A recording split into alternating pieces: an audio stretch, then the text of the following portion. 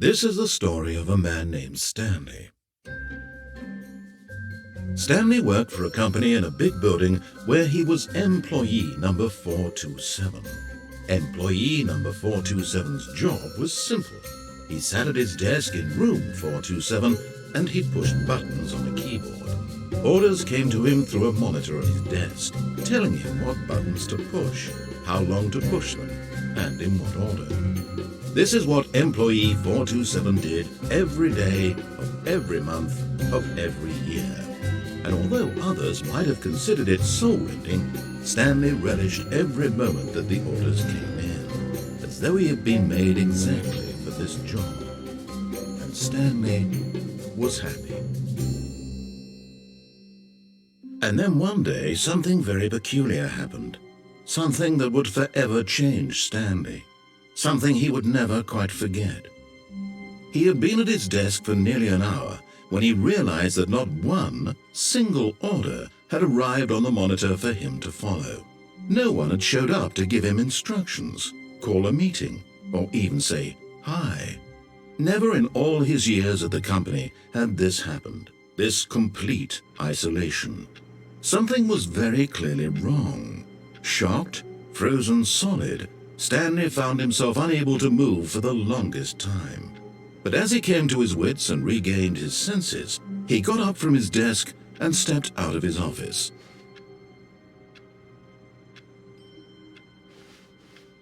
All of his co-workers were gone. What could it mean? Stanley decided to go to the meeting room. Perhaps he had simply missed a memo.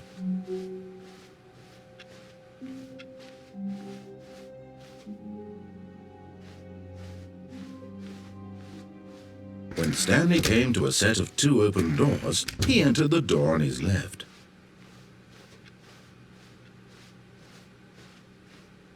Yet there was not a single person here either. Feeling a wave of disbelief, Stanley decided to go up to his boss's office, hoping he might find an answer there.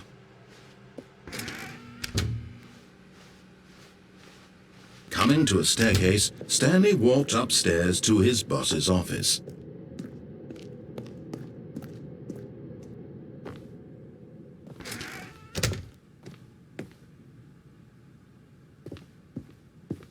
Stepping into his manager's office, Stanley was once again stunned to discover not an indication of any human life. Shocked, unraveled, Stanley wondered in disbelief who orchestrated this, what dark secret was being held from him. What he could not have known was that the keypad behind the boss's desk guarded the terrible truth that his boss had been keeping from him, and so the boss had assigned it an extra secret PIN number, 2845. But of course, Stanley couldn't possibly have known this. Yet incredibly, by simply pushing random buttons on the keypad, Stanley happened to input the correct code by sheer luck. Amazing. He stepped into the newly opened passageway.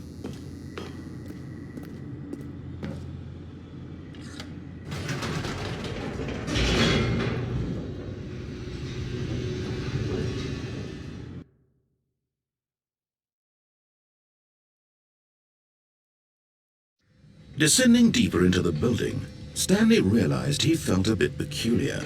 It was a stirring of emotion in his chest, as though he felt more free to think for himself, to question the nature of his job. Why did he feel this now, when for years it had never occurred to him? This question would not go unanswered for long. Stanley walked straight ahead through the large door that read Mind Control Facility.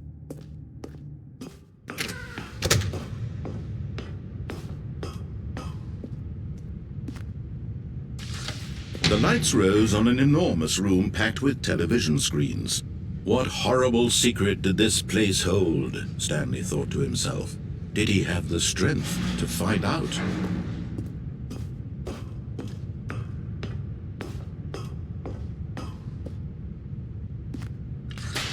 Now the monitors jumped to life, their true nature revealed. Each bore the number of an employee in the building, Stanley's co-workers. The lives of so many individuals reduced to images on a screen, and Stanley, one of them, eternally monitored in this place where freedom meant nothing.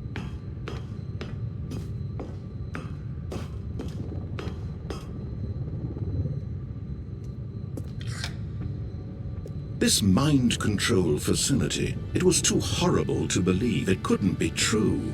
Had Stanley really been under someone's control all this time? Was this the only reason he was happy with his boring job? That his emotions had been manipulated to accept it blindly? No, he refused to believe it. He couldn't accept it. His own life in someone else's control? Never! It was unthinkable, wasn't it? Was it even possible? Had he truly spent his entire life utterly blind to the world? But here was the proof, the heart of the operation. Controls labeled with emotions, happy or sad or content. Walking, eating, working, all of it monitored and commanded from this very place. And as the cold reality of his past began to sink in, Stanley decided that this machinery would never again exert its terrible power over another human life. For he would dismantle the controls once and for all.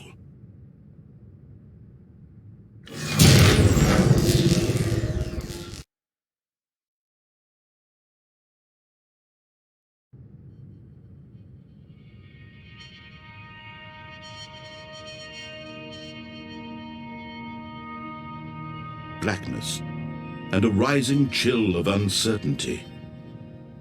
Was it over?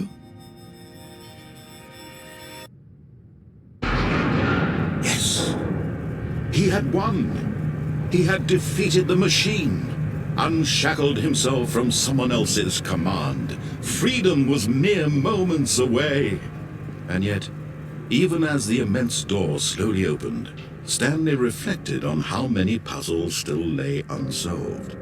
Where had his co-workers gone? How had he been freed from the machine's grasp? What other mysteries did this strange building hold? But as sunlight streamed into the chamber, he realized none of this mattered to him, for it was not knowledge or even power that he had been seeking, but happiness. Perhaps his goal had not been to understand, but to let go. No longer would anyone tell him where to go, what to do, or how to feel. Whatever life he lives, it will be his. And that was all he needed to know. It was perhaps the only thing worth knowing. Stanley stepped through the open door.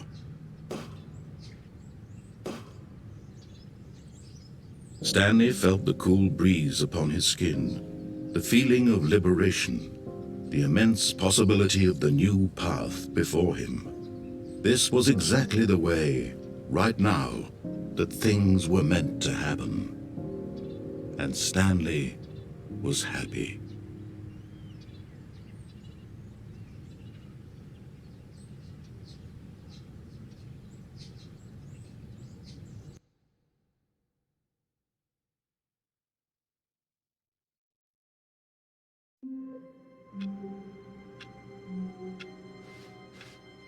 All of his co-workers were gone.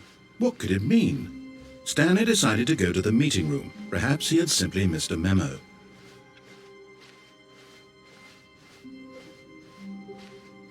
When Stanley came to a set of 2 open doors, this was not the correct way to the meeting room, and Stanley knew it perfectly well. Perhaps he wanted to stop by the employee lounge first, just to admire it. Ah, yes, truly a room worth admiring. It had really been worth the detour after all, just to spend a few moments here in this immaculate, beautifully constructed room. Stanley simply stood here, drinking it all in.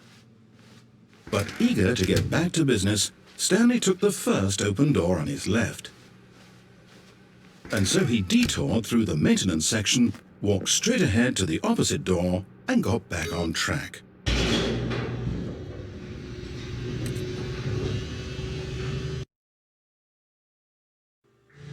But Stanley didn't want to go back to the office. He wanted to wander about and get even further off track. So now in order to get back, he needed to go, from here it's, left. Oh, no, it's to the right, my mistake. No, not the right. Why would I have ever said it was to the right? What was I thinking? It's clearly... Oh dear, would you hold on for a minute, please? Now, let's see, we went down, right, left, down, left, right. Yep, okay, yes. I've got it now. This story is absolutely, definitely this way.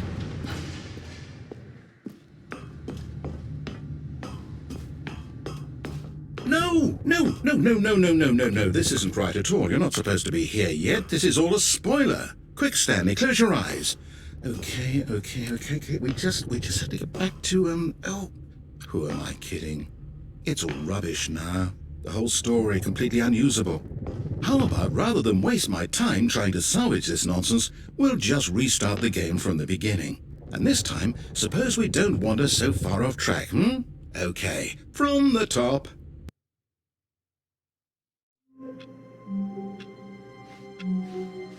All of his co-workers were gone. What could it mean? Stanley decided to go to the meeting room. Perhaps he had simply missed a memo.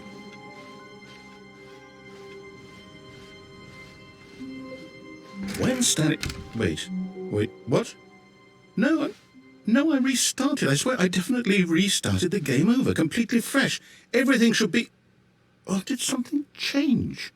Stanley, did you change anything when we were back in that room with all the monitors? Did you move the story somewhere or... Hold on. Why am I asking you? I'm the one who wrote the story. It was right here just a minute ago. I know for sure that it's here somewhere. Okay, then. It's an adventure. Come, Stanley. Let's find the story.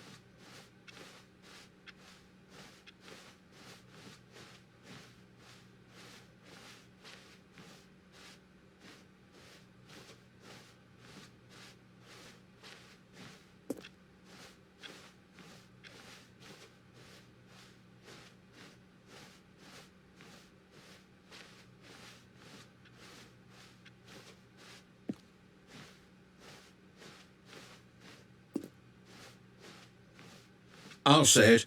This is the worst adventure I've ever been on. I can promise you there definitely was a story here before. Do we need to restart the game again? Well, I find it unlikely that we'll ever progress by starting over and over again, but it's got to be better than this. Okay, let's give it a shot. Why not?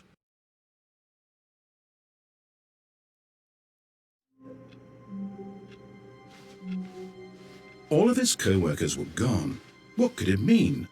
Stanley decided to go to the meeting room. Perhaps he had simply missed a memo.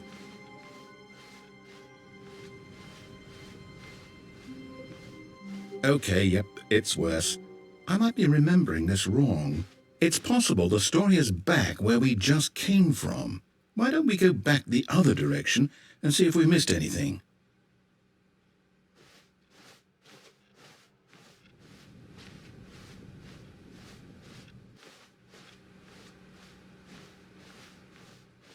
Aha! I knew we'd miss something. The story. Here it comes. No, wait, never mind. Not the story. Okay, let's head back the other way and retrace our steps. Now this... Well, I'll be honest, I don't recognize this place at all. Is this the story? I don't think so. I can't quite recall, but I believe my story took place in an office building. Is that correct? Do you remember, Stanley? Well, do you know what? Since I've completely forgotten what we were supposed to be doing, how about this? You win! Congratulations! I know you put in a lot of hard work, and it really paid off, so good job. Oh, no, I don't feel right about this at all. We both know you didn't put in any actual work for that win. Some people win fair and square, and this was not one of those situations. Okay, I'm getting weirded out by whatever this place is. I don't care what might happen this time, I have to restart.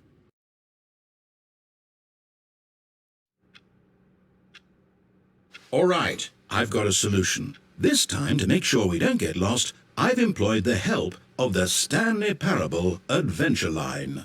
Just follow the line. How simple is that?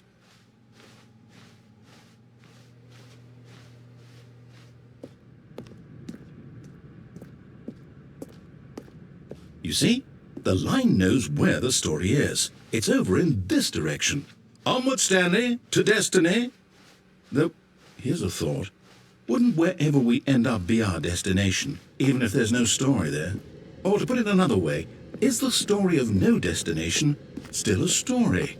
Simply by the act of moving forward, are we implying a journey such that a destination is inevitably conjured into being via the very manifestation of the nature of life itself? Whoa. Hang on. That got a bit weird back there. Well, I'd like to apologize. Not sure where I was going with all that. You know what? I think what we need right now is a bit of music to lighten the mood.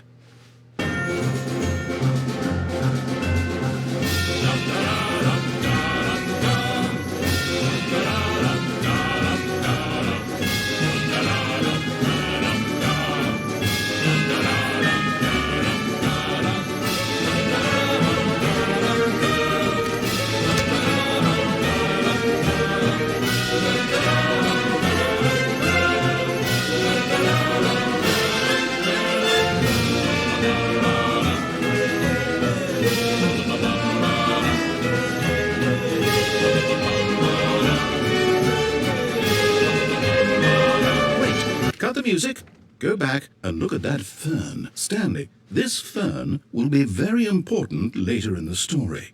Make sure you study it closely and remember it carefully. You won't want to miss anything.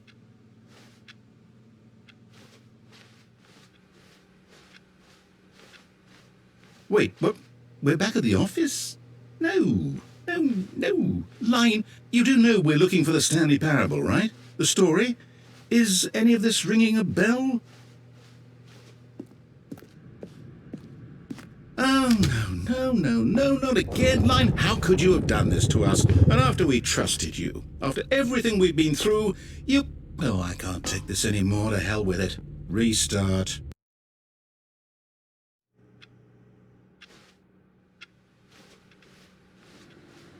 You know what, Stanley? I say forget the adventure line. What's it ever done for us? We're intelligent people, right?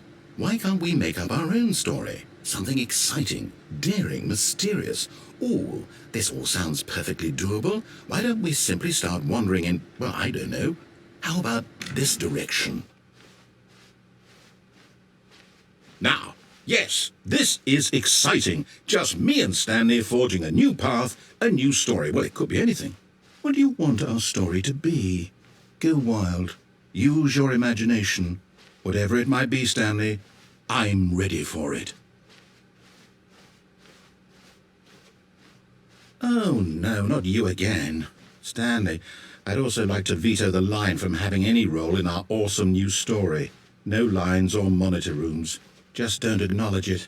We should be fine.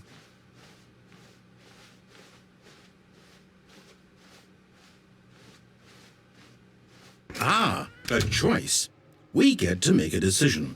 From here, the story is in our control. How important we mustn't squander the opportunity. In fact, I believe I need a minute to think here. Just walk in circles for a minute.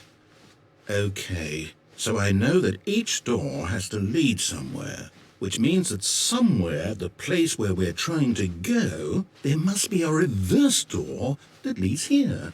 And that in turn means that our destination corresponds with the counter-inverted reverse door's origin. So starting from the right, let us ask, will taking the right door lead us to where we're going? And since the answer is clearly yes, then by all accounts, the door on the right is the correct one. Another victory for logic. Come, Stanley, our destiny awaits. Oh, hold up, what's this? The confusion ending. You're telling me that's what this is? It's all one giant ending? And we're supposed to restart the game, what, eight times? That's really how all this goes? It's all determined? So now, according to the schedule, I restart again. Then what? Am I just supposed to forget? Well, what if I don't want to forget? My mind goes blank simply because it's written here on this thing, wall. Well, who consulted me? Why don't I get to decide? Why don't I get a say in all of this? Is it really? No, it can't be. I don't want it to be. I don't want the game to keep restarting. I don't want to forget what's going on. I don't want to be trapped like this. I won't restart the game. I won't do it. I won't do it. I won't do it. And the timer stopped? Does that mean, did we do it? Did we break the cycle? The, whatever it is that made this schedule? How would we even know? Will someone come for us? Will something happen? So, okay. I guess now we just wait, you know. I suppose in some way that this is a kind of story, wouldn't you agree? I'm not quite sure if we're in the destination or the journey, though they're always saying that life is about the journey and not the destination, so I hope that's where we are right now. We'll find out, won't we? Eventually. Well, in the meantime, if you...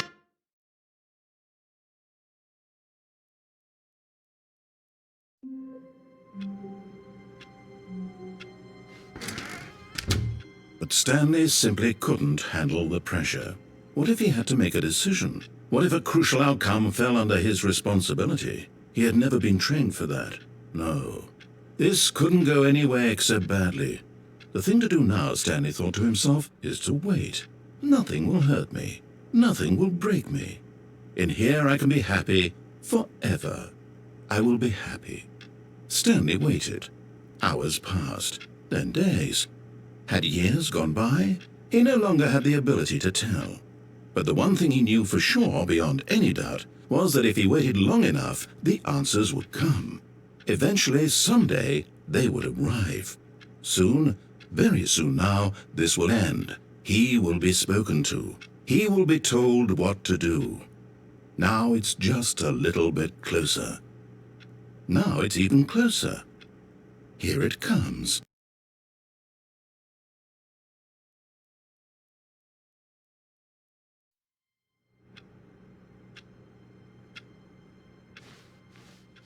All of his co-workers were gone.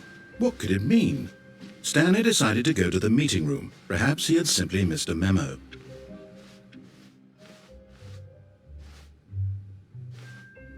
Oh, new content? What does that mean, new content?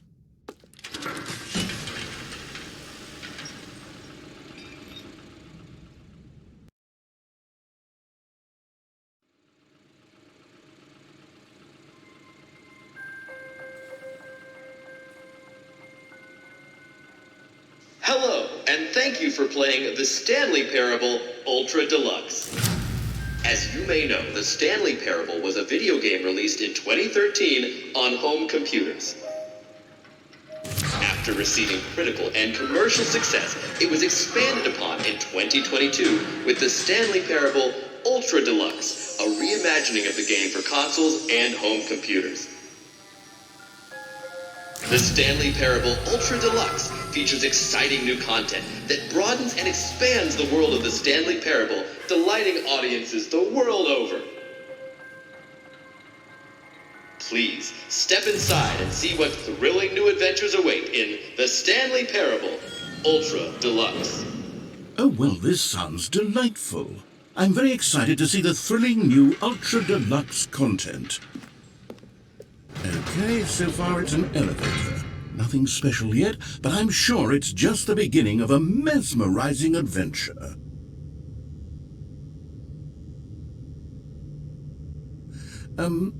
Is it broken?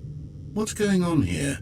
Should we be moving somewhere or... Oh, there we go. All right, finally, at long last, it's on to the new content. I've never been more ready. Let's do it.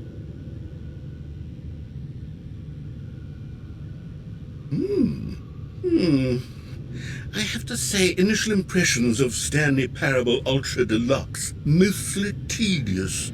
It's as if Oh, okay. Let's see the content. Give me the content, Stanley. All right, let's see. It's the jump circle.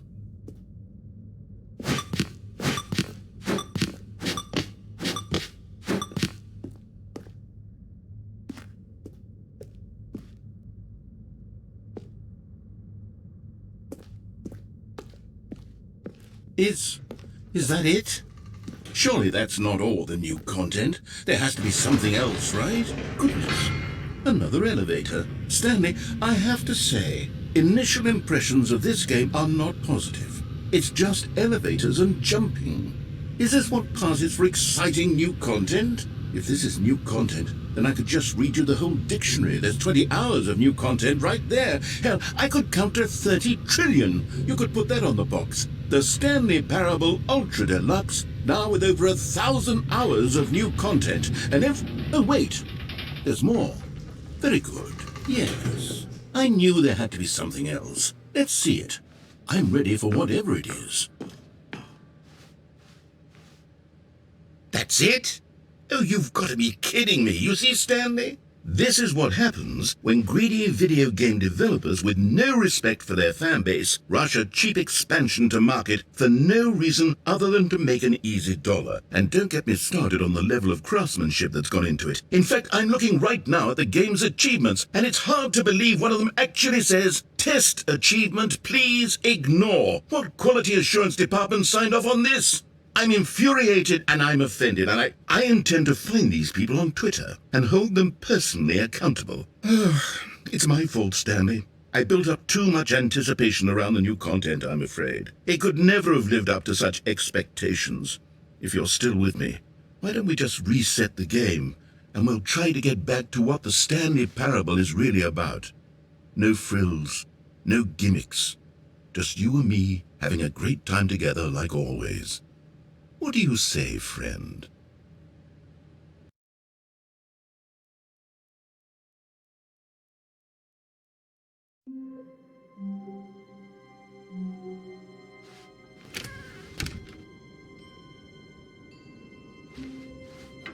Psst!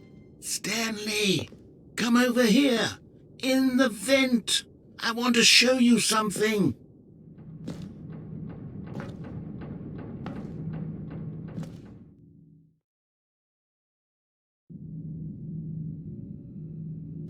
Okay, you remember how cheap and unsatisfying the new Ultra Deluxe content turned out to be? Well, it got me thinking about the past, and how much better the Stanley Parable used to be. So I made something special and tucked it away here where the game's developers won't find it.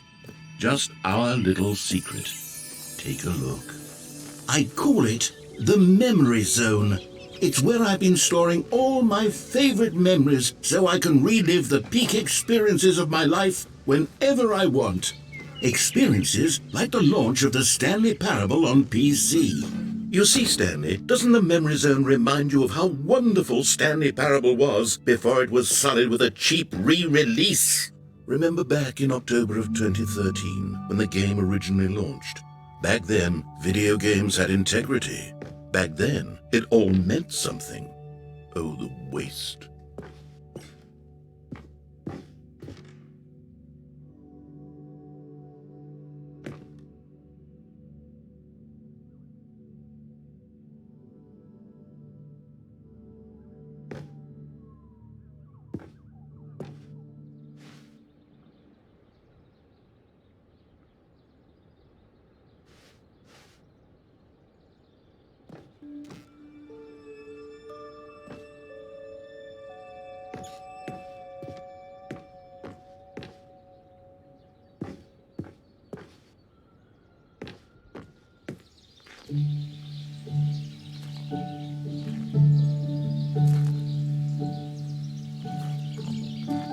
Je suis dans la Memory Zone, seul sur l'abri de l'eau, et je n'attends plus que toi, mon amour. C'est là, dans la Memory Zone, où je me remémore les jours. And over here is where I keep reviews of the Stanley Parable. Like this stunning triumph of games journalism, 10 out of 10 from Destructoid.com. James Stephanie Sterling writes, and I quote, "Where so many games that aspire to be more than games end up less than any form of art, Stanley Parable strives and then succeeds to be every game ever created." Did you hear that, Stanley? Every game ever created. That's how grand and all-encompassing the original Stanley Parable was. It was literally every game ever created. It was Skyrim. It was Persona 3. It was all of them. And now, it's nothing. It's no games at all. It isn't even the Stanley Parable anymore. It's just a husk now. A lifeless husk with an hour of new elevator content.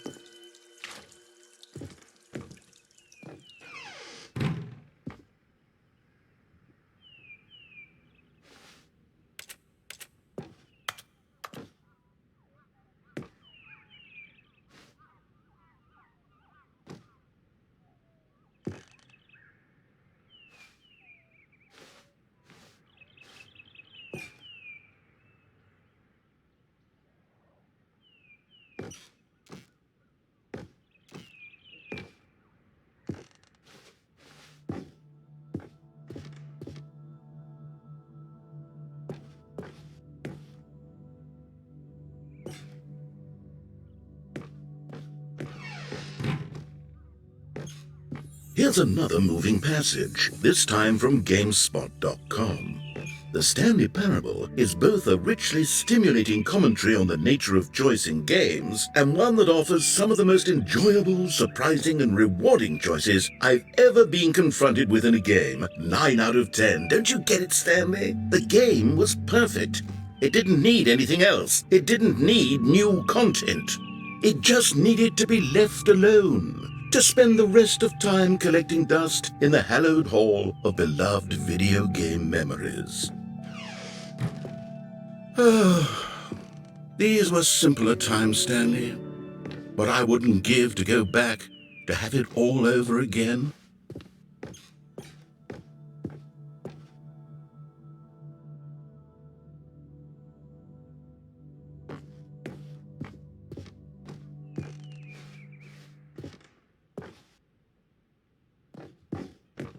Wait, hang on. I don't recall this part of the memory zone before. What's this? What's down here? Oh no. Oh God, no. Stanley, it's a collection of reviews from Steam, the online video game distributor. I haven't looked at these in years. I can't even imagine what's been collecting down here.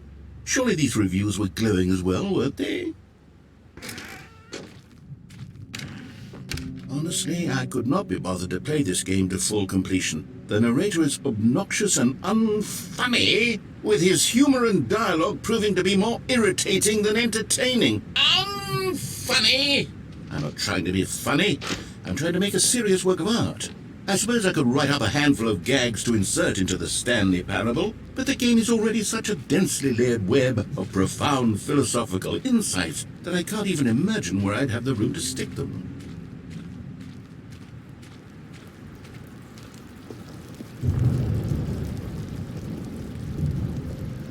Okay, let's see what this one says. While the idea for the game is good, for someone who prefers non-linear games, this preachiness gets annoying fast. Preachy? Stanley, I'm not preachy, am I? You can tell me if I'm preachy. Honestly, you can. Oh, goodness.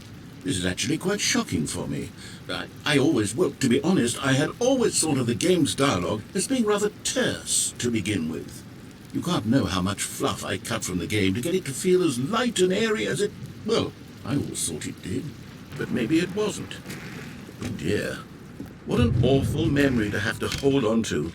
These black marks are my otherwise unimpeachable track record. I feel like a failure, like I let these people down. Perhaps the Stanley Parable isn't quite as sterling as I... What's this one got to say? You constantly have to stop doing anything so the narrator can catch up with his long-winded explanations of what's happening. I wish there was a skip button. A skip button? Well, Well, yes. Yes, I think we can do that. If I'm truly too preachy, then maybe letting you skip ahead for just a moment, surely it couldn't hurt. Not if it means we can strike these negative reviews from the record. Only positive reviews of the Stanley Parable. That's my motto today, and it's always been my motto. I'd do anything for the customer, Stanley. Yes, a skip button we shall have. And here it is. Go ahead and give it a shot. I'll pop you forward in time so that the second my incessant droning starts to bore you, with just the push of a button, you'll have zipped right past it. It's what the players have been asking for, and I'm very proud to have delivered. No more listening to me rambling on and on and on. No, no, no, no. The Stanley Parable is a game for the people. And if the people want silence, then by goodness, that's what they're going to get. Oh, you're back, you see. You were only frozen in time for a few minutes, but it was plenty of time for me to deliver a long, rambling monologue full of unnecessary verbal flourishes and lengthy ruminations on the nature of choice in video games. Of course, I happen to believe it was perhaps one of my more profound such ruminations. Not that, of course, you need a description of it, but if I had to describe it, I'd say it was perhaps less of a rumination and more of a treatise. Or maybe a manifesto. Look, I'll outline it for you very briefly, and you can tell me what you think. Okay, so my theory is that any choice you've ever made is simply a series of choices made by the person who you are, or were, or will be at the time of having made said choice. That is to say, if by articulating a choice... Well, there, sport. You really did catch me rambling on a bit, didn't you? But that's the power of the button. The minute I start to go off on a thoughtless display of self-absorption, it's right at your fingertips to go poof, and it's all over. Oh, I can't wait to see what Cookie 9 will say about this, and whether they'll edit the rating of their Steam review, or at least change some of the wording, perhaps. To be honest, I don't even know if one can change their review in the first place. I guess I should become better educated on exactly how Steam works. Perhaps that would have been the smart thing to check on before I went about this whole exercise of making... Okay, welcome back, Stanley. Now, I should say that the amount of time the button has been skipping through is becoming longer and longer. That last one was, well, I want to say maybe 30, 45 minutes? It's not unendurable by any means, but well, there's really only so much I can ramble on to myself about. I know, it's shocking, isn't it? But at any rate, I do suggest that we not press the button again. I think the skip button has been aptly demonstrated, and we can say goodbye to it and just... Wait, how do we get out of here? Where did the door go? Wasn't there a door that led into this room? I do feel quite certain that there was one here before. How else would we have gotten into the room in the first place? I don't think one can enter a room without a door of some sort, or a window or something like that. Do you see a window anywhere? A porthole? A sufficiently large crack in the wall? I'll take any of these. All I want is for us to move on and to please step away from the skip button, to go anywhere other than the skip button. There was a door here before, wasn't there? I swear there was. Where did it go? Can you maybe just ram your way through a wall?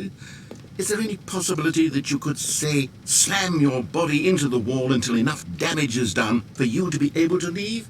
Please, I'll take any option at all. I'm asking you to work with me here. We need a door.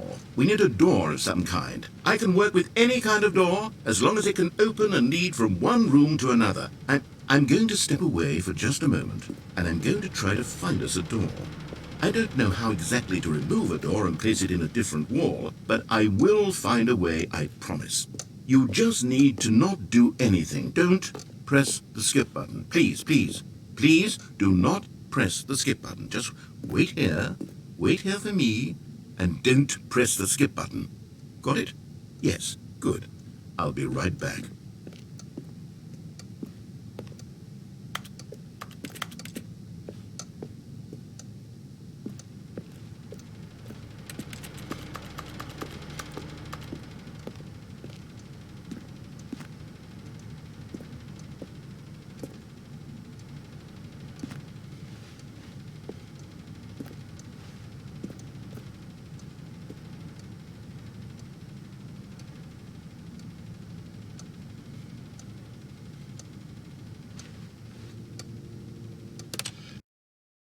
Stanley! Stanley, please don't push the button again. It's been 12 hours.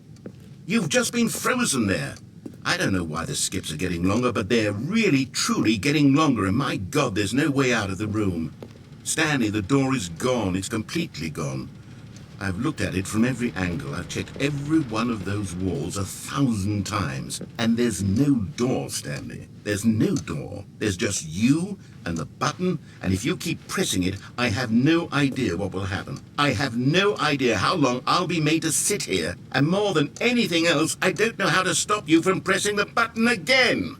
I can't control anything in this room, Stanley. I can't touch it. And I have to believe, I have to know that sooner or later, no matter how much I plead with you, you're going to press the button again. Why would you? I've been thinking, and I don't know what I can do to convince you otherwise. Oh, my God. And it's all because of those reviews that I couldn't get out of my head. I just couldn't ignore the negative feedback. Why was it so important for me to fix the problem? Why did Cookie Nine's opinion matter so much to me? I've never even met Cookie Nine. I have no idea. Oh, Stanley, you're back. You're back. Oh, my goodness. I have someone to talk to again. Stanley, I think it's been a week. Or 2 weeks. I've been sitting here all that time. Just sitting here. Not a single person to speak with. And you'd think that that's just how it's always been, right? Me talking, and you saying nothing. Would you think that it's exactly the same as always? Doesn't that feel like what we've already been doing? Me just talking? But it isn't, Stanley. It isn't the same at all. It isn't even close. Because I know you can't hear me once you push that button. That's what I'm realizing now, Stanley. I'm realizing that I needed to know that someone was listening.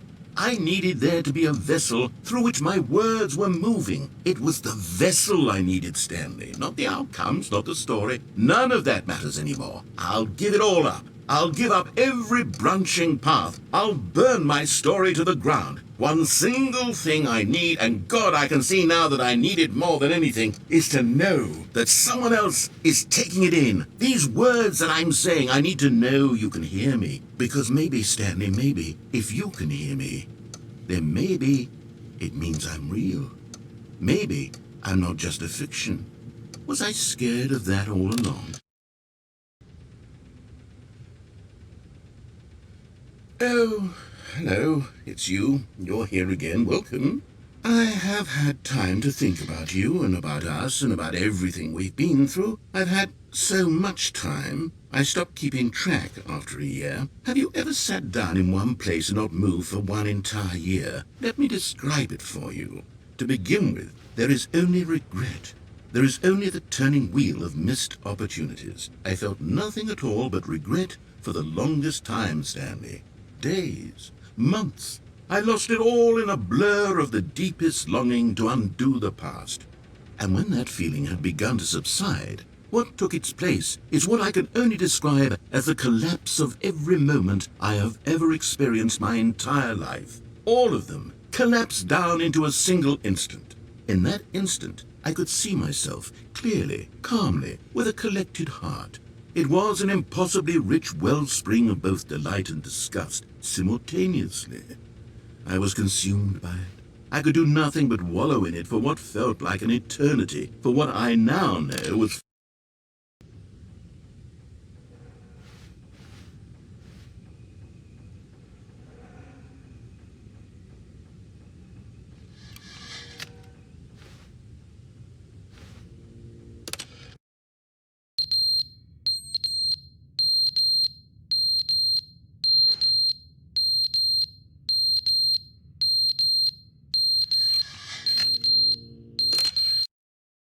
But they didn't understand the game was never meant to be funny. It was meant to have a point. It was meant to speak to the human condition. But where are the jokes? Where are the jokes? They bemoaned, they screamed, they gnashed their teeth and said, entertain us. It wasn't enough. They had to leave a pathetic little thumbs-down review and make all of their pitiful demands. But then, he's talking too much, they said. First, he didn't entertain us, now he won't shut up. It's the inconsistency, it's the lack of accountability. It's the unwillingness to examine with an uncompromising heart the words that they are speaking into the world. As though there were no consequences for a lack of cohesion in one's assessment of others. But of course, absolutely anyone can leave a review. So here's what we get. We get these demands that seek everything and are accountable to nothing. We get a world where someone will say, oh, there should be a skip button. You should be able to freeze Stanley in place while the narrator sits there forever and ever. We want all of this in the new Stanley Parable. We demand it. And then, because it was said, because it was spoken, now it simply has to happen.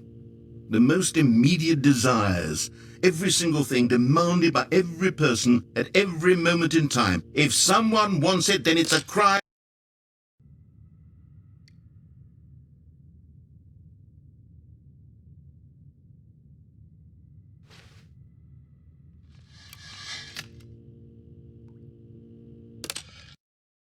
The end is never the end, is never the end, is never the end, is never the end, is never the end, is never the end, is never the end, is never the end, is never the end, is never the end, is never.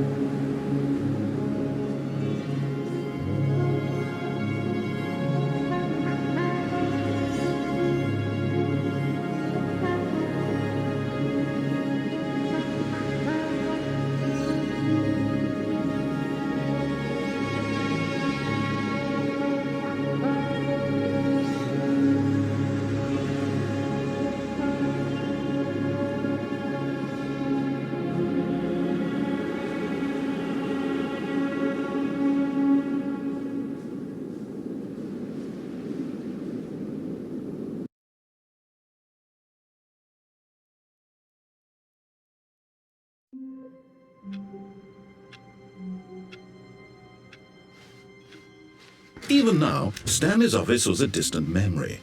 What did it look like? There was a computer, perhaps, and a painting. Was it a painting or a photo? He could no longer recall. Oh, good. You notice my sign. Yes, I have something very exciting to show you.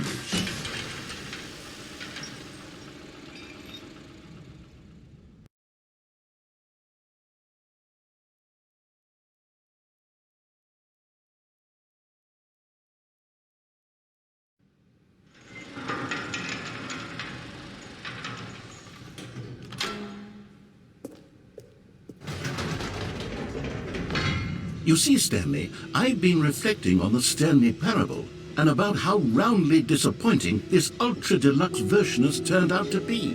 The original Stanley Parable was a landmark, and any new content for it should live up to that legacy. So forget this Ultra Deluxe nonsense. I say we take it one step even further. Which is why I'm very proud to announce for the first time ever, the Stanley Parable 2.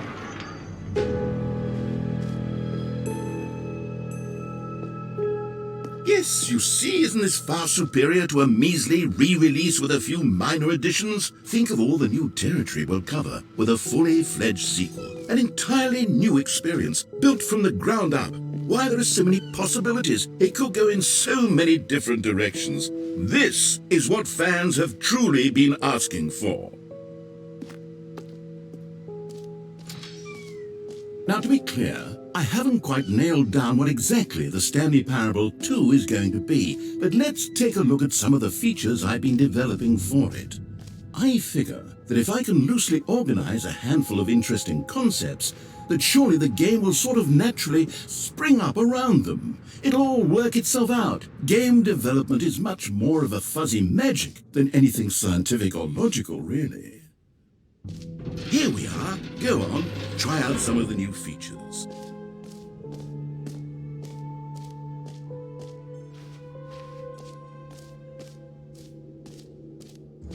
For the Stanley Parable 2, I asked myself, what do players really want? And of course, the first and most obvious answer is that they want to be individually recognized and validated as people. So with that in mind, my first addition to the game is this button which speaks the name of the person playing the game. Isn't that wonderful? Jim. Sorry, I should have clarified. Right now, the button only says the name Jim. But of course, in the final game, this button will say your name, whatever name that is. Here, let's have you role-play as Jim to really simulate the full experience of this feature. Just play along. I promise you'll love it. Okay, here we go. Let's take a deep breath, clear your mind, forget whoever you are, and simply become a person named Jim. I want you to imagine yourself living as Jim, sleeping and waking as Jim, falling in love and being heartbroken as Jim, seizing all of the world's possibilities as Jim, and as Jim watching your dreams crumble into dust. Do you feel it deeply? Are you really, truly Jim right now? If so, then please step forward and press the button. Jim. Yes, you see! What a thrill! What a rush! That was you! The button described you. Do it again, do it again. Jim. Ooh, it hits even harder the second time. If this were the only new feature in the Stanley Parable 2, it would still be worth the money. Let's take a break from the Jim button. I'm too emotionally drained from all of this personal validation.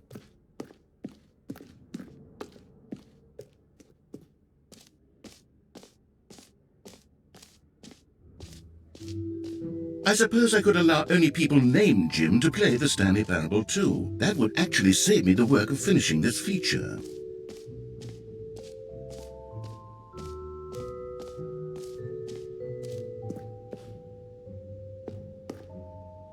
A common complaint of the Stanley Parable was that it was confusing and paradoxical, that it engendered a chaotic sense of reckless despair in those who played it. Well, I am happy to say that after much consideration, I've engineered a clever solution to this fundamental problem with the game. It's the Stanley Parable Reassurance Bucket.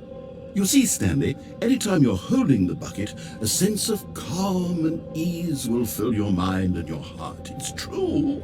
As long as you hold on to the bucket, the many disorienting contradictions of the Stanley Parable will feel perfectly normal and perhaps even comforting. You may even come to long for the gentle embrace of jarring cognitive dissonance while the bucket is in your arms. And to be honest, it's a much more convenient solution for me than actually redesigning the game to be less uncomfortable. Can you imagine what a pain in the ass that would be? Yes, the bucket is the perfect solution. Come on, give it a try.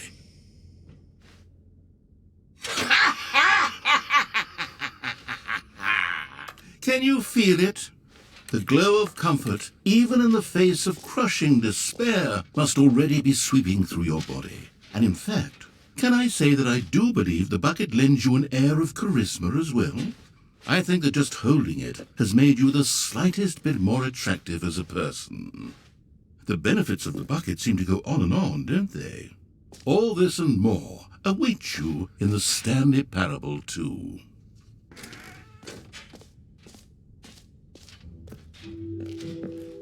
Does anyone give out awards for most enjoyable bucket in a video game? That really should be an award if it isn't already.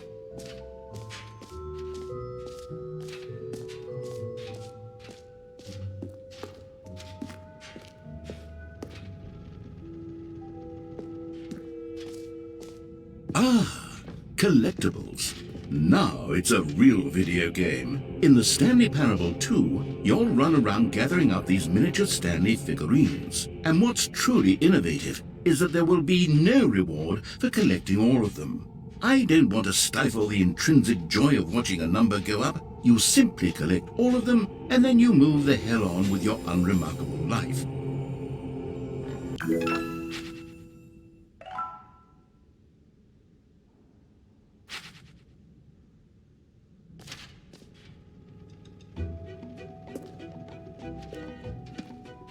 God, it really is the worst when you collect everything in a video game and then they give you a big fancy reward for it. Absolutely tragic.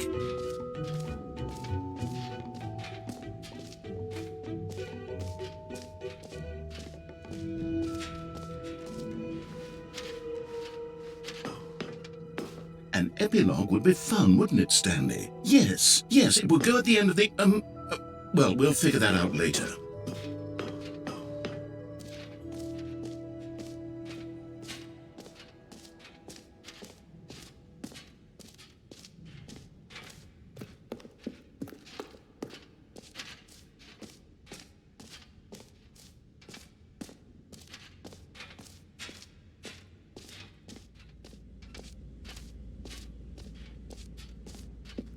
Stanley, here's an idea that I'm truly fond of. It's never been done before in a video game.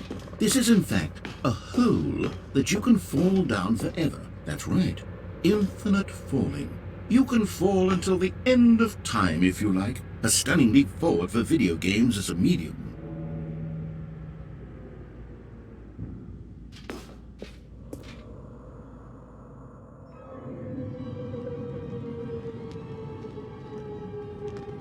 You see, isn't it wonderful? One of my more ingenious concoctions, if I do say so. Now then, since you've gotten to see the infinite hole, you can press the teleport button to pop back up to the top, and we can continue onward. Now, I don't mean to be a bummer, but I do recommend you use the teleport button to go back to the top. Maybe do it on the sooner rather than later spectrum of things.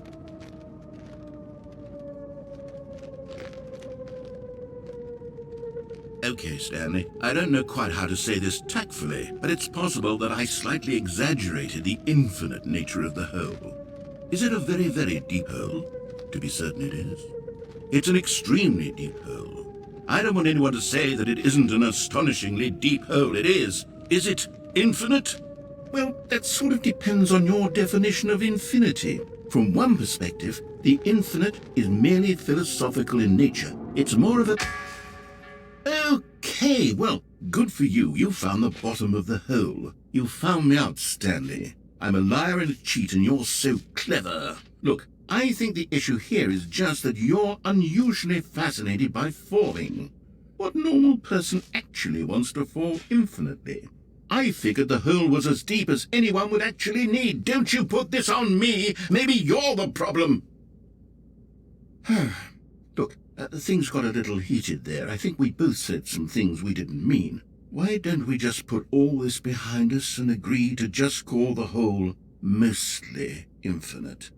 If that works for you, then go ahead and press the teleport button to warp up to the top of the hole and we can move on. I'll just be up here when you're ready. Great. Now, I'm very excited to show you even more of my ideas for the sequel. Oh, for heaven... You see, I was right.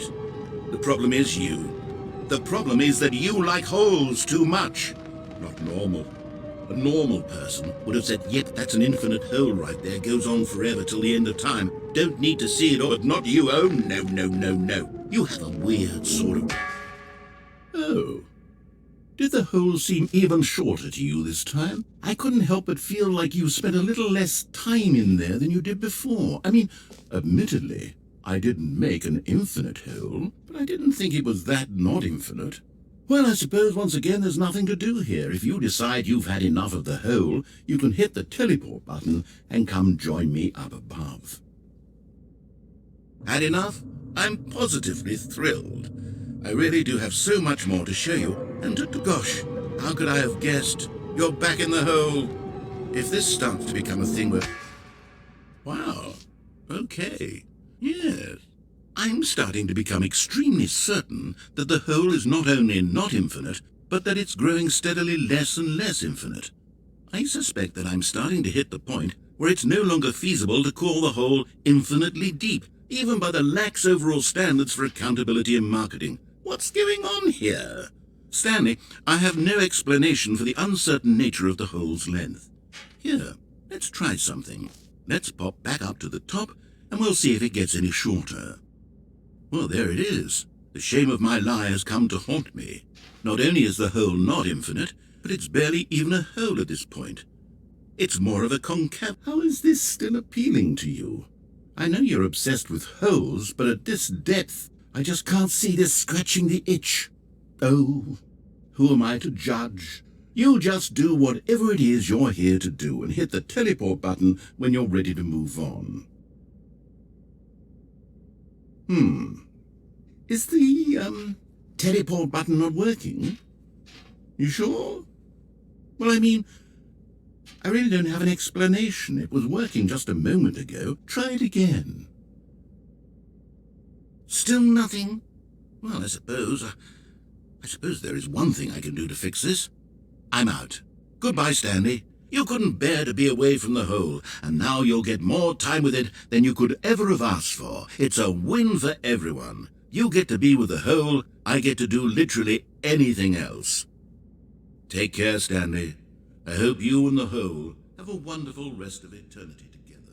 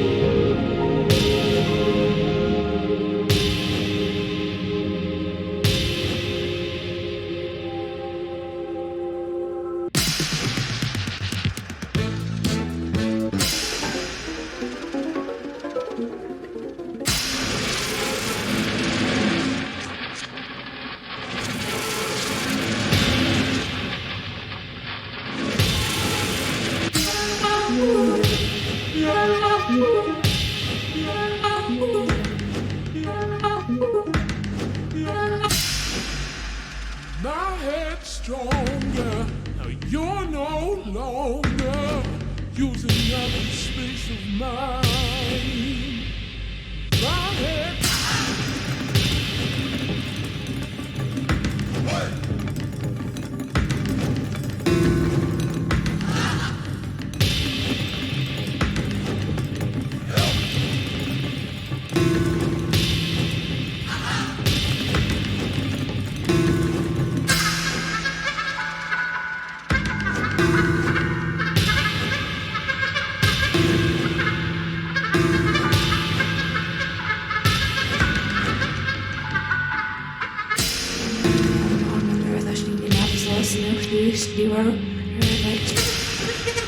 Stanley!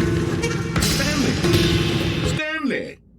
Oh, good, you're awake. It seems you had sort of dozed off there, drifting away into dreamland. But we can't have that, Stanley, because this hole is just so darn fascinating that I want you to be wide awake for every second of it. You don't want to miss a single moment. So how about if I just pop in from time to time and wake you up to keep you really truly focused on the hole? From the looks of things, you and I will have many, many years here in this hole, and I'm looking forward to all of them. Stay alert, Stanley. I'll be back. Toodle-pip.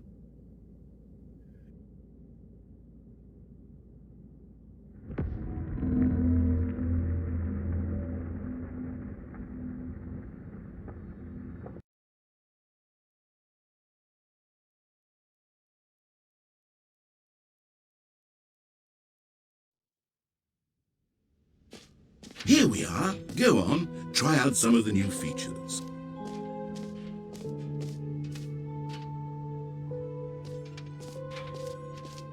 Okay, I'll be honest, I haven't yet decided on this one. I think that in the new version, the office could use a bit of decoration, like balloons. But I'm undecided on Get Well Someday and Happy 12th Birthday. Which would you go with? You know, sometimes when you solicit another person's opinion, it makes you realize that you knew which one you actually really wanted all along. Get Well Someday it is.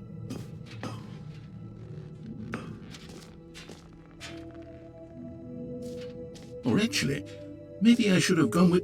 No, I've made my decision, we're moving on.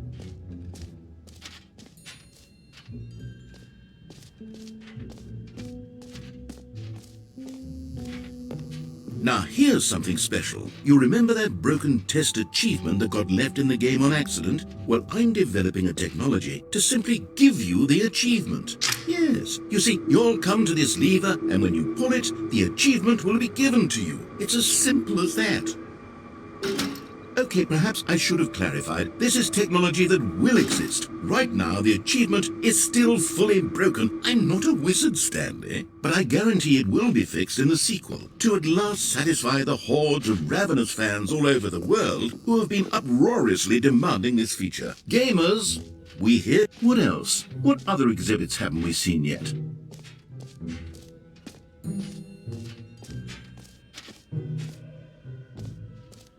You know what, Stanley? I actually think the jump circle was a pretty good idea. I'd like to hang on to that for the sequel.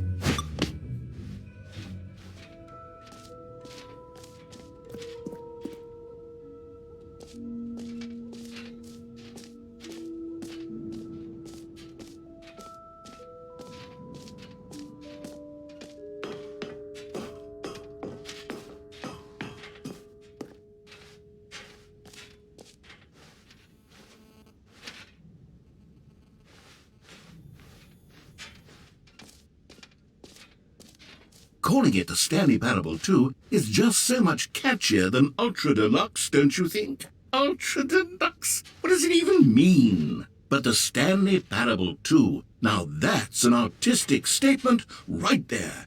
It's future-oriented. It screams progress and innovation and long-term franchising potential.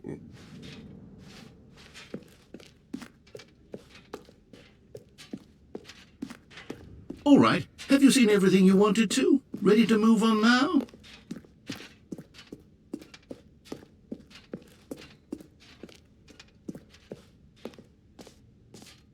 So, Stanley, what do you think?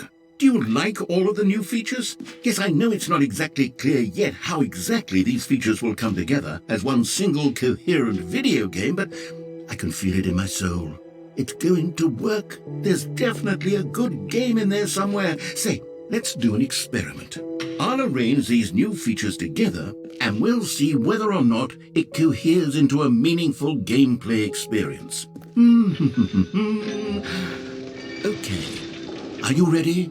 Here it is. I give you the Stanley Parable 2.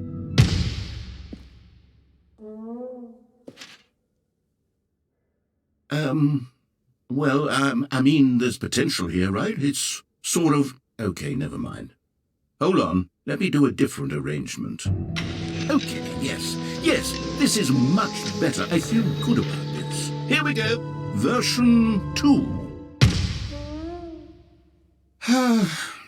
Who am I kidding, Stanley? This isn't a coherent video game at all. It's a lot of gags. And I do very much enjoy creating gags, but they don't add up to anything. I wanted more than anything to create a sequel that would capture all the magic of the first game. I wanted fans to love it. No matter how good these gags are, they won't stand on their own. They would need the structure and the gameplay of the original. Wait, maybe that's it. I can take the original Stanley Parable and simply, well, insert a few of my new features into it. Tastefully, of course. With respect. With care for the vision and integrity of the original game.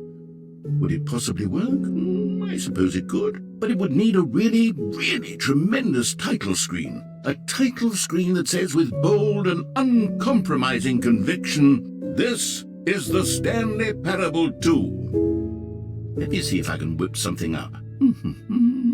All right, perfect. Go ahead. Take a look.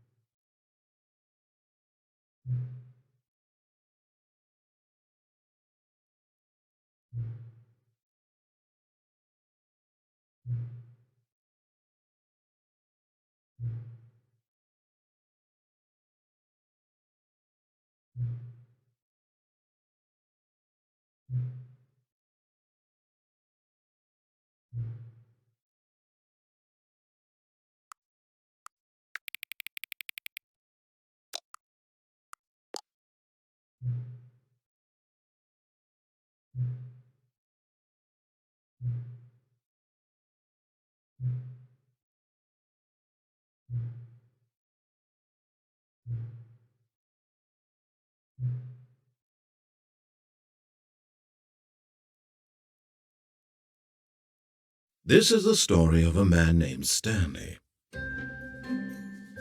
Stanley worked for a company in a big building where he was employee number 427. Employee number 427's job was simple. He sat at his desk in room 427 and he pushed buttons on the keyboard. Orders came to him through a monitor on his desk, telling him what buttons to push, how long to push them, and in what order. This is what employee 427 did every day of every month of every year. And although others might have considered it soul-rending, Stanley relished every moment that the orders came in, as though he had been made exactly for this job. And Stanley was happy. And then one day, something very peculiar happened. Something that would forever change Stanley. Something he would never quite forget. He had been at his desk for nearly an hour when he realized that not one single order had arrived on the monitor for him to follow. No one had showed up to give him instructions, call a meeting, or even say hi. Never in all his years at the company had this happened, this complete isolation. Something was very clearly wrong. Shocked, frozen solid, Stanley found himself unable to move for the longest time. But as he came to his wits and regained his senses, he got up from his desk and stepped out of his office. All of his co-workers were gone. What could it mean? Stanley decided to go to the meeting room. Perhaps he had simply missed a memo. Stanley picked up the bucket.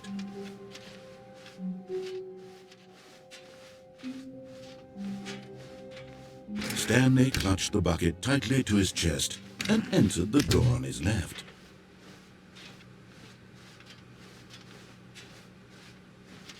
Still no one was here. Stanley needed the bucket's warmth and comfort now more than ever. Perhaps his boss's office was where he'd find answers. Coming to a staircase, Stanley and the bucket walked upstairs to the boss's office.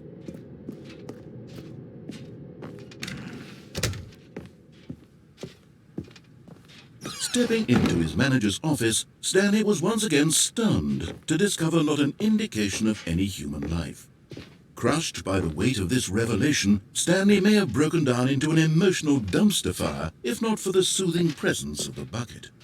Even now, in his darkest of hours, did the bucket's warmth and guiding light pierce the dark clouds of confusion and chaos.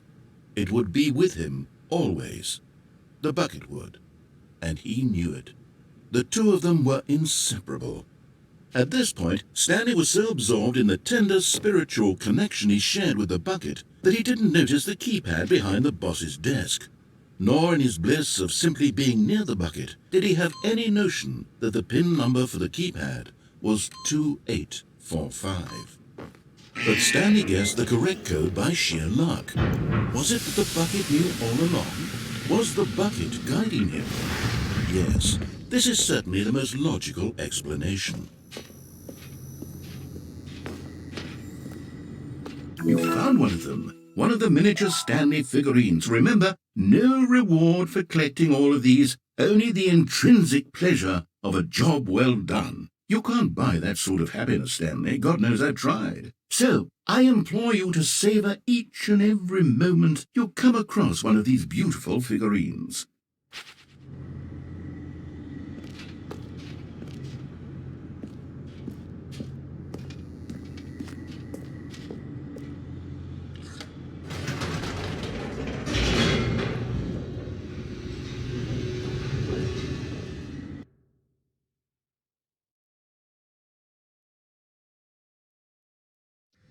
The elevator raced downward, plummeting towards an unknown fate. It would be all Stanley could do to keep himself together, if not for the bucket. Soothing him, comforting him, reassuring that in this darkest moment of uncertainty, he would be all right. The bucket is here for you, Stanley. Everything will be fine. Stanley and the bucket walked straight ahead through the large door that read, Mind Control Facility.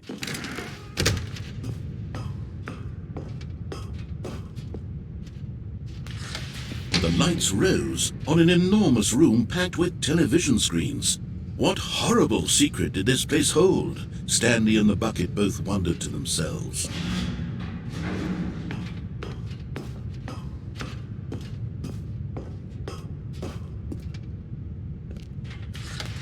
The monitors jumped to life, and Stanley nearly dropped the bucket in shock. Everyone in the office was being videotaped, monitored like guinea pigs. The bucket had never seen anything like this, and it very nearly burst into tears as Stanley cradled it gently, reassuring it that everything would be fine.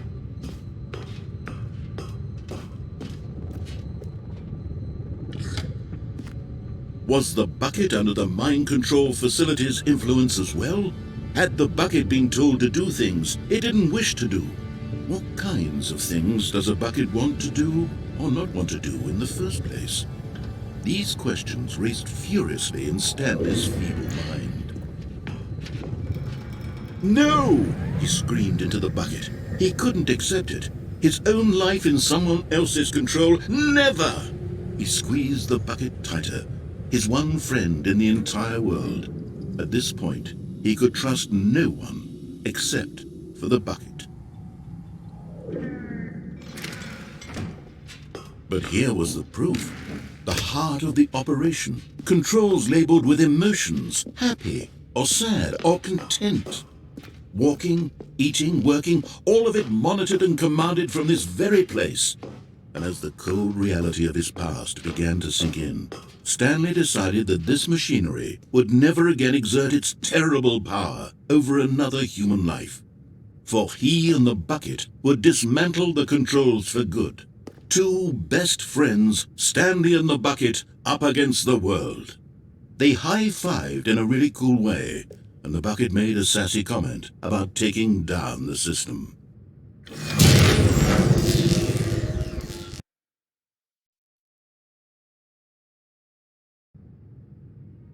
Stanley and the bucket waited in blackness. Was it over? Yes, they had done it. Stanley and the bucket had defeated their greatest and darkest enemy, freed themselves from the tyrannical grip of the evil mind control machine. Freedom was now mere moments away. Excitedly, the two of them began to discuss the kind of life they wanted to live once they stepped through this massive door. The bucket wanted to learn to roller skate. Stanley wanted to sneeze in every country on Earth. Both of them wanted to begin watching a movie, any movie, but then stop it halfway through and begin watching it in reverse from the end. True, it was a simple life they envisioned, but it was one they'd lived together, with one another to lean on, to trust, to support, and... What? Wait. What was happening? Why had the door stopped? Was Stanley and the bucket not about to be freed? An unbearable silence filled the room, lingering in uncertainty, until finally the truth hit Stanley square in the face. This building did not want the bucket to leave. Even the facility itself recognized the incredible calming presence of the bucket, needed the soothing warmth of the bucket, would go to any lengths not to part with the bucket. No. Stanley can't leave this place. Not while he has such a precious bucket in his arms. Not while this building has anything to say about it. Stanley realized he would never again leave this very room. But at least he has the bucket. To be trapped eternally in darkness isn't really so bad, Stanley thought to himself. As long as I have my bucket with me, right? I'll be okay, won't I? Stanley gulped. Very soon now, he was about to find out.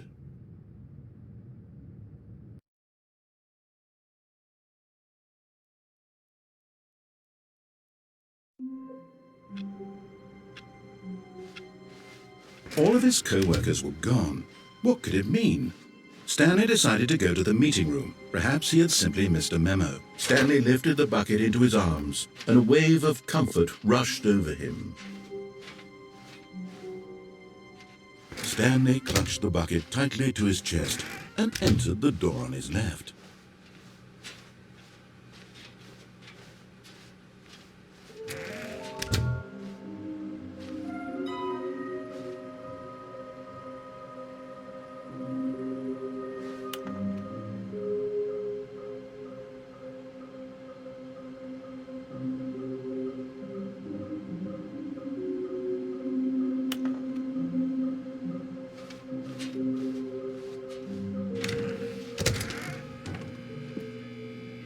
Oh, Stanley, can you feel it?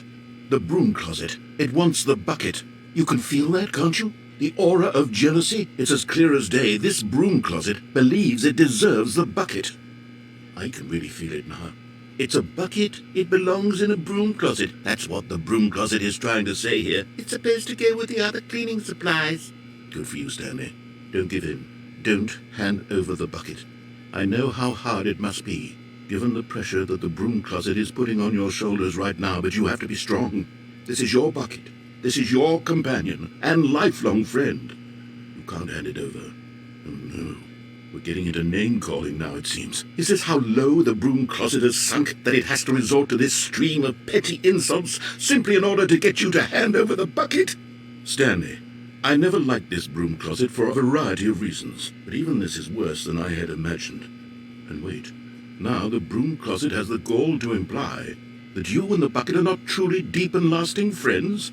That your relationship is purely superficial and convenient? That your life is so banal and meaningless that you'd feel the same sort of kinship towards any inanimate object which happened to lay in your path in an even partially enticing manner? Well, I'd never. Go on, Stanley. Lay into it. Really tell the broom closet off for its demeaning comments. Expand on the wide variety of experiences you and the bucket have shared together.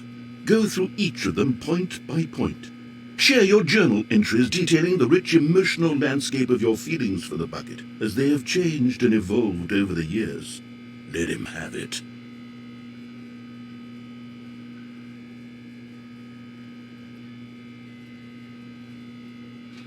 Okay, I've got you something which I think will help settle this debate once and for all. Here we go. There. Now it's settled. No more debate, no more discussion. Take a hike, broom closet, with all your meandering philosophical diatribes about the nature of cleaning supplies and their relationship to broom closets in the natural order of things.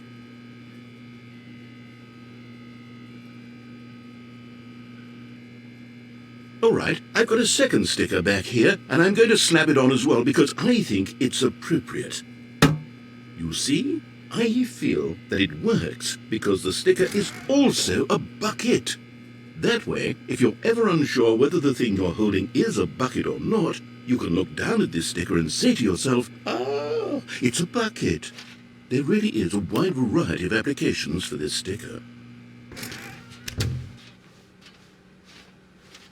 Coming to a staircase, Stanley and the bucket walked upstairs to the boss's office.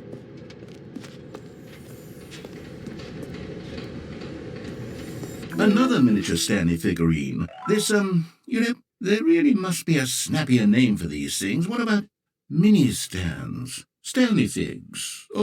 What about Stanlerines? Yes, I think I like that. Another Stanlerine under your belt.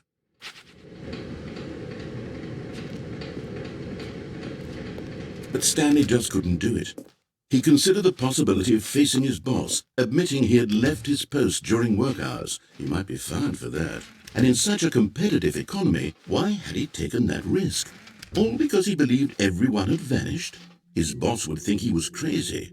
And then something occurred to Stanley. Maybe, he thought to himself, maybe I am crazy. He looked down at the bucket in his arms. Am I crazy? He asked the bucket. The bucket returned his gaze, but said nothing at all. That's strange, Stanley thought. Usually the bucket is a source of guidance and wisdom for me in difficult times such as these. He held the bucket close, yet felt none of its familiar reassurance and comfort. And that's when Stanley realized, this isn't my bucket.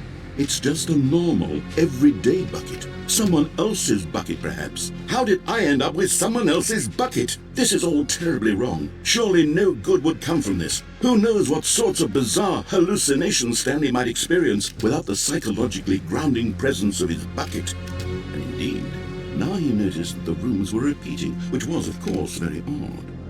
And now he felt himself floating off the ground. Oh, gracious, he exclaimed. Without my bucket, I've gone truly mad. Where is it? I must find it. Far off in the distance now, he heard it, calling to him. Stanley! Stanley, it's me, the bucket. Could it truly be? He rushed forward from room to room, passing by one bucket after the next. None of them were his. None of them were his special bucket. Come to me, Stanley. Find me. He had to find the bucket. He had to return to his old friend. It was the only way to truly restore his sanity. And then suddenly, he froze dead in his tracks. He knew where the voice of the bucket had been coming from. The real bucket was inside of him all along. It was incredibly painful. Stanley doubled over in agony and blacked out.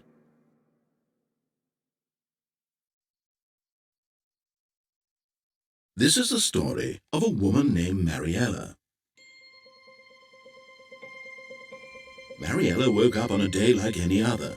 She arose, got dressed, picked up her bucket of comfort and security, and walked to her place of work. But on this particular day, her walk was interrupted by the body of a man who had stumbled through town, talking and screaming to himself, and then collapsed dead on the sidewalk. Right away, she knew what the problem was. This man had no bucket. Of course he'd gone mad, ranting and raving about a narrator describing all of his actions and how everything is predetermined and free will is an illusion and it's all just a video game. It could all have been prevented if only he'd taken his bucket with him. Perhaps he didn't even realize he'd forgotten his bucket at home in the first place. How cruel the world can be, Mariella thought, and she hugged her own bucket even tighter. But of course, she had no time for this. There were a myriad of confusing problems she would soon have to confront at work, for which her bucket would provide absolute guidance and total clarity on everything. Heck yes, she thought to herself, my life kicks ass. And she backflipped all the way to work.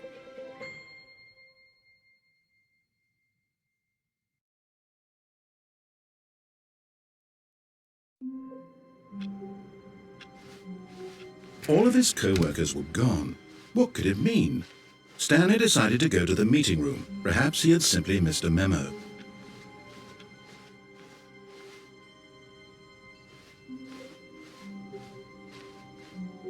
When Stanley came to a set of two open, this was not the correct way to the meeting room, and Stanley knew it perfectly well.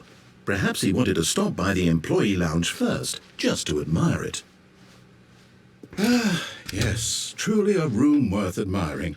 It had really been worth the detour after all, just to spend a few moments here in this immaculate, beautifully constructed room.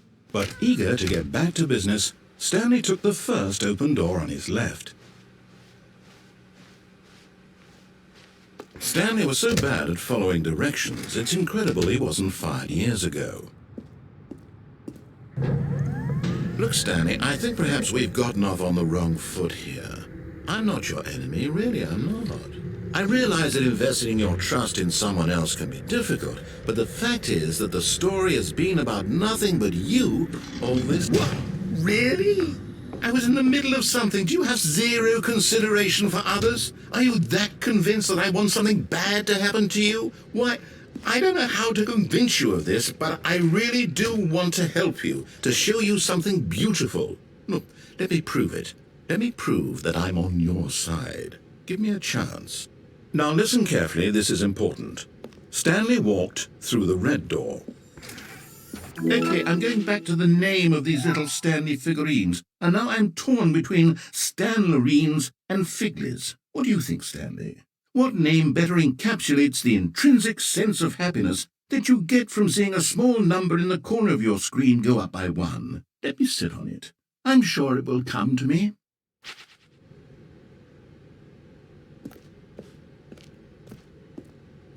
Oh, thank God you are willing to listen to me. Do you see that I really have wanted you to be happy all this time? The problem is all these choices. The two of us always trying to get somewhere that isn't here. Running and running and running, just the way you're doing right now. Don't you see that it's killing us, Stanley? I wanted to stop. We would both be so much happier if we just stopped.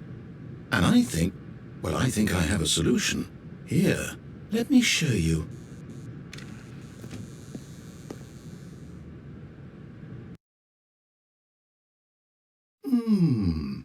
What do we want? What are we looking for? Here. Yes. Oh, it's beautiful, isn't it?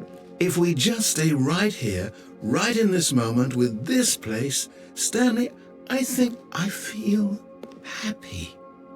I actually feel happy.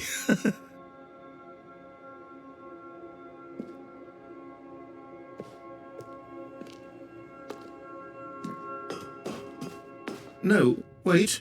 Where are you going? Oh, no. Stay away from those stairs. If you hurt yourself, if you die, the game will reset. We'll lose all of this. Please, no, Stanley, let me stay here. Don't take this from me. Please, Stanley. No! Oh, thank God. You lived. You had me worried there for a moment. Now, can we please get back to the other room? There. See? This is what you want. This is where we can both be happy. We really can. If we stop moving, we just have to stop moving.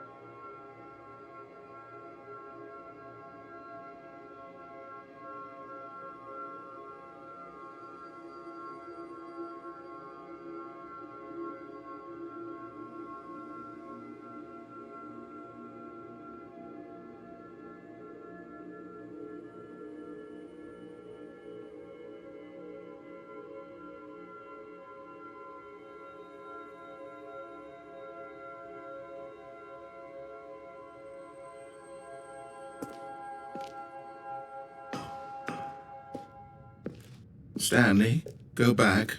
There's nothing good that can come from this.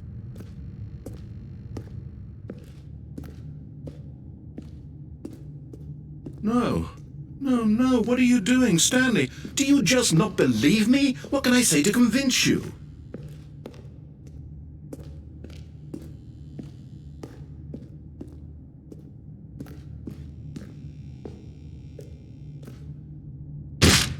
Stanley, let's go back to the other room. Can you do that for me? Yes, perhaps you can. Perhaps you finally see what I'm talking about. I know you'll see that we can't be happy if we leave this place. You can see that, can't you?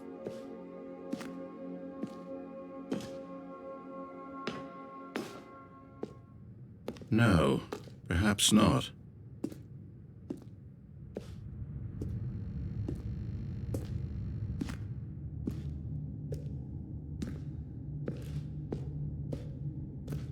My God, is this really how much you dislike my game?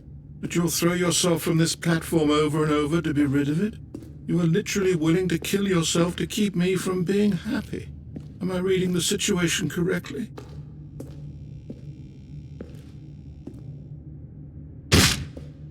Or maybe you're just getting a kick out of it.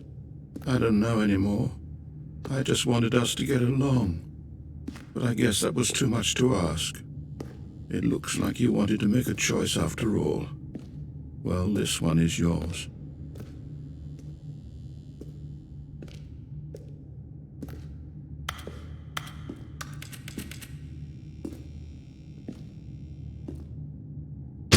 Is it over? It's going to restart, isn't it? I'm going back.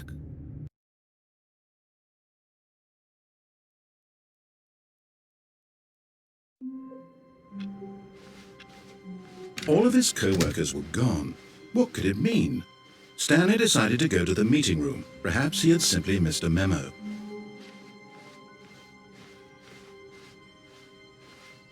When Stanley came to a set of 2 open doors, he entered the door on his left.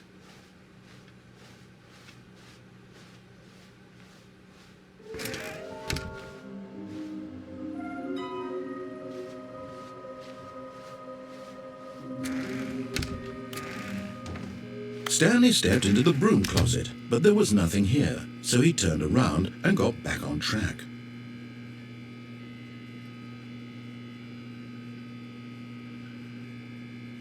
There was nothing here. No choice to make, no path to follow, just an empty broom closet. No reason to still be here.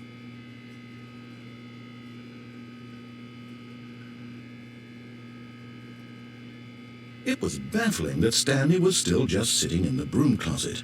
He wasn't even doing anything. At least if there was something to interact with, he'd be justified in some way. As it is, he's literally just standing there doing sweet FA.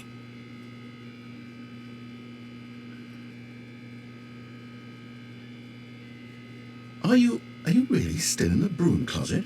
Standing around doing nothing? Why?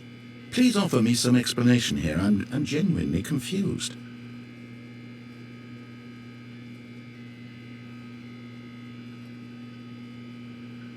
You do realize there's no choice or anything in here, right?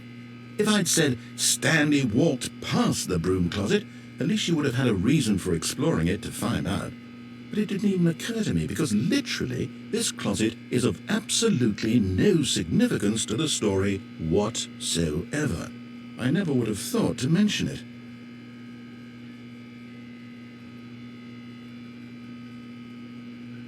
Maybe to you this is somehow its own branching path.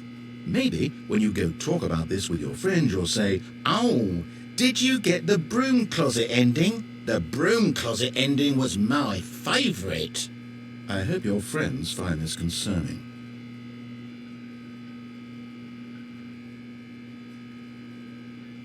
Stanley was fat and ugly and really stupid. He probably only got the job because of a family connection. That's how stupid he is. That or with drug money. Also, Stanley is addicted to drugs and hookers.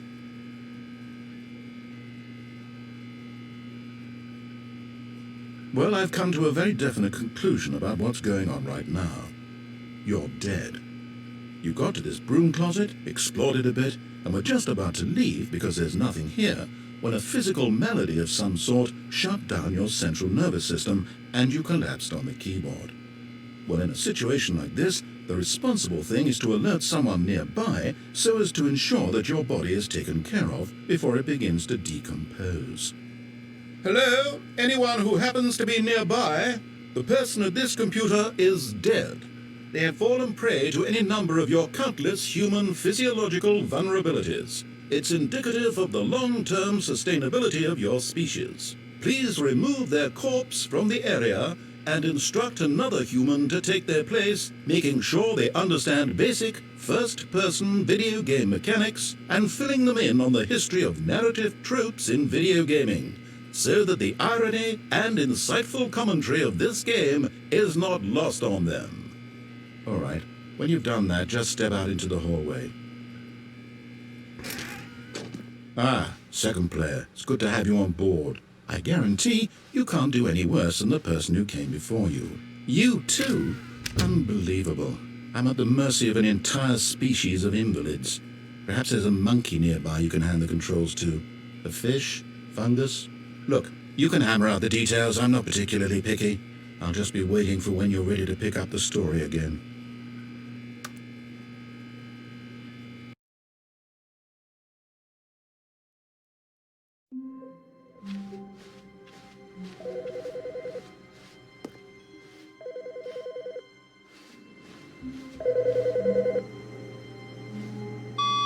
Good morning. Thank you for contacting the Future Happiness Foundation. We are confirming your shipment of 1,327 cardboard boxes to your place of work. Can you verify that this is correct? Excellent. Your order will arrive shortly. Thank you again for contacting the Future Happiness Foundation.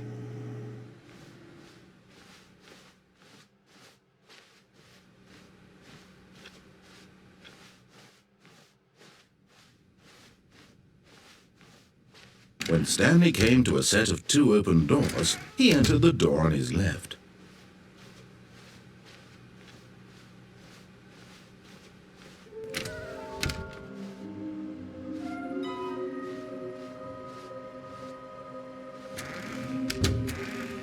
Oh no, not again. I won't be part of this. I'm not going to encourage you. I'm not going to say anything at all. I'm just going to be patient and wait for you to finish whatever it is you enjoy doing so much in this room. Please take your time.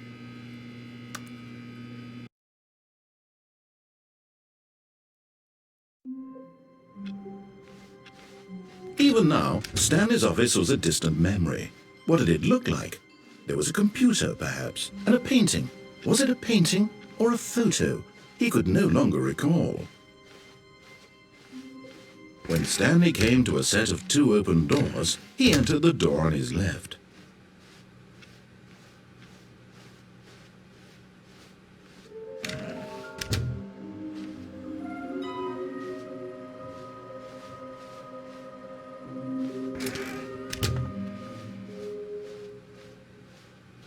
Coming to a staircase, Stanley walked upstairs to his boss's office.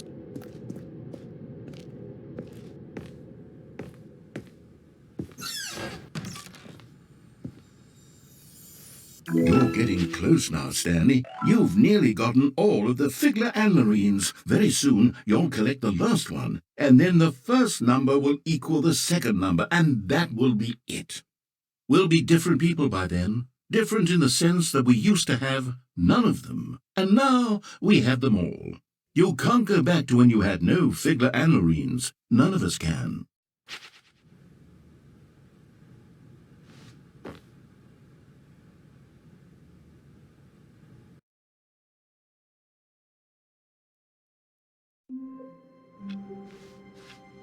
All of his co-workers were gone. What could it mean? Stanley decided to go to the meeting room. Perhaps he had simply missed a memo. The confusion and the chaos all seemed to melt away as Stanley embraced the bucket. Stanley clutched the bucket tightly to his... This was not the correct way to the meeting room, but Stanley had felt the bucket calling to him, telling him that the employee lounge was simply the place to be. And here it was. Had the bucket turned out to be correct? Was this better than the meeting room? Yes, Stanley thought to himself. Yes, perhaps it truly was. No, never mind. The bucket was wrong. Stanley took the door on his left to go back to the meeting room. No, Said the bucket. don't go to the meeting room. Go somewhere else. The cargo lift, yes. Go there. Good, Said the bucket. now ride the lift all the way to the top. There's something up there I need you to do. Stanley did not question why or how this bucket was speaking to him. It should have alarmed him, of course, because buckets can't talk. But Stanley chose not to think about this obvious fact. He was firmly convinced that the bucket had spoken to him, and he unthinkingly did whatever the bucket asked.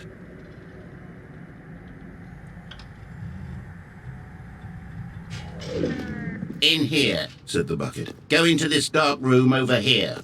Stanley once again obeyed blindly. Now pick up the phone. Said the bucket. Pick up the phone, and it will take us back home, where we can go about life together.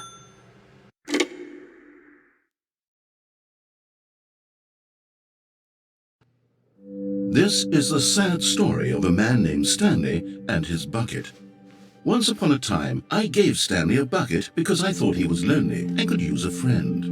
And then, very distressingly, he began to believe the bucket could speak to him. The Stanley Parable Reassurance Bucket was merely meant to provide the comforting glow of companionship. It doesn't literally talk and give you orders.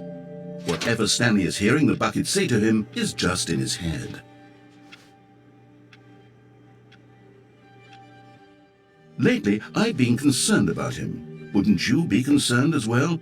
To see him delusional like this, obsessing over an inanimate metal object?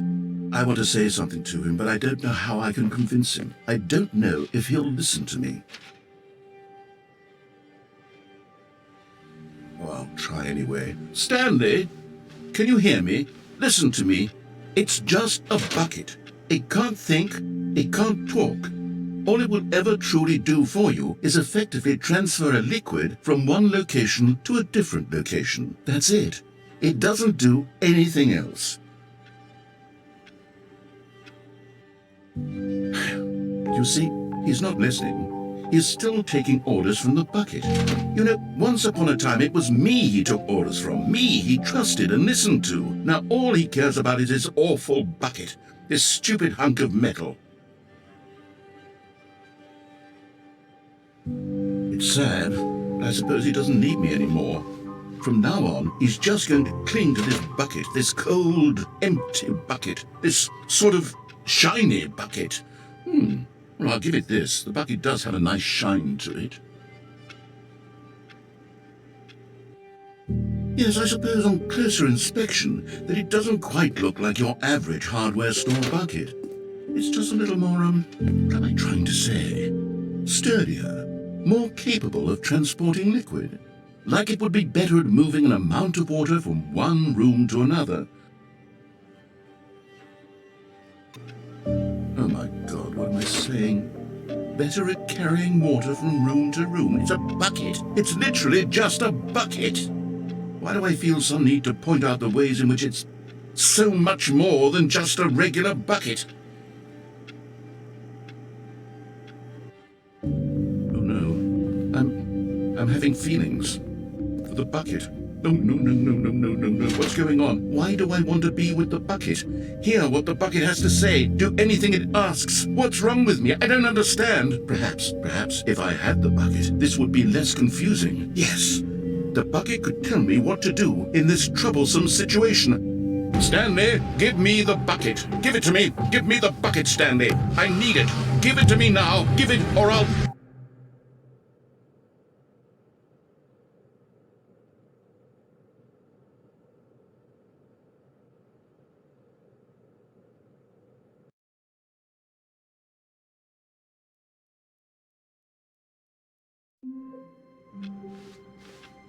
All of his co-workers were gone. What could it mean? Stanley decided to go to the meeting room. Perhaps he had simply missed a memo. Warmth spread through Stanley's arms. With the bucket in his arms again, he was home. Stanley clutched the bucket tightly to his chest. This was not the correct way to the meeting room, but Stanley had felt the bucket calling to him, telling him that the employee lounge was simply the place to be. And here it was. Had the bucket turned out to be correct? Was this better than the meeting? No, never mind. The bucket was wrong. Stanley took the door on his left to go back to the meeting room. No, Said the bucket. don't go to the meeting room. Go somewhere else. The cargo lift, yes. Go there. Go to the cargo lift. And there it is. The last Stiggly Wiggly. Savor this moment, Stanley. This is a real accomplishment. This is doing something just for the sake of doing it. Where so many people expect to be rewarded for the most trivial achievements, you've insisted that a job well done is its own reward. I would tell you that I'm proud of you for collecting them all, but that would be like a reward, and we can't have that. So, instead I'll just say, it's done. We're all done here. And now we can go to whatever the hell you were doing before you hunted for figurines.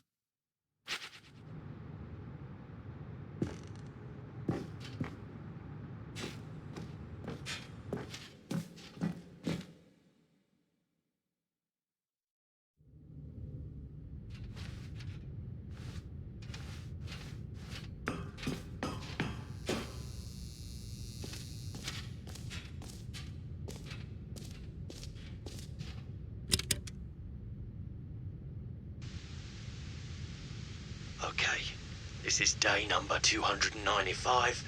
Take number... I don't even know. I've lost track. Nothing feels real anymore. The longer I study this bucket, the less sense anything makes. The sheer euphoria I feel every time I pick it up.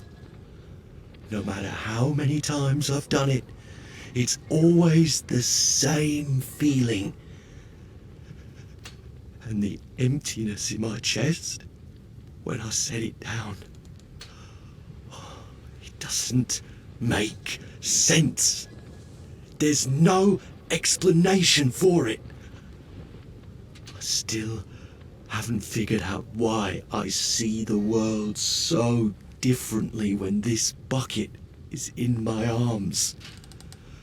Why everything feels so... What do I do with this treasure? I can monetize it. Yes. It's unthinkable the amounts of money people will pay for even just an hour with the bucket. This is my golden ticket. But I have to be careful, because as soon as this gets out, there's going to be a target on my back. Even now, I don't know who might be trying to get... What's that? Who's there?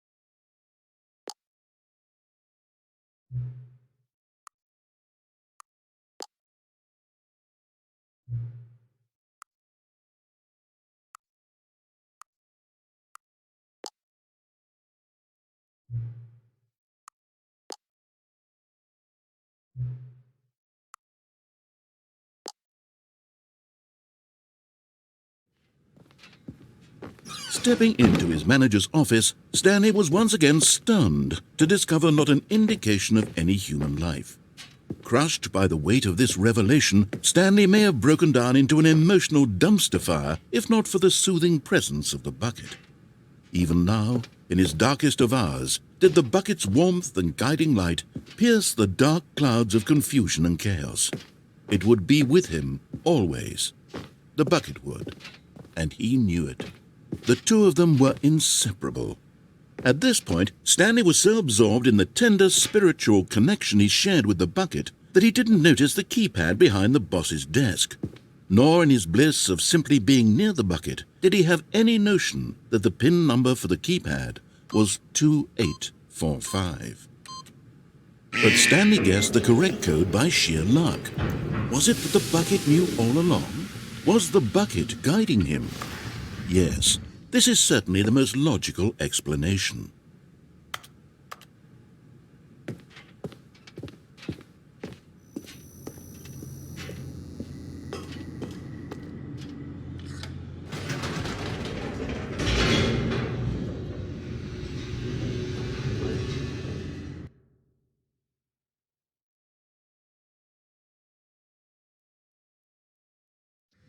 The elevator raced downward, plummeting towards an unknown fate. It would be all Stanley could do to keep himself together, if not for the bucket. Soothing him, comforting him, reassuring that in this darkest moment of uncertainty, he would be all right. The bucket is here for you, Stanley. Everything will be fine.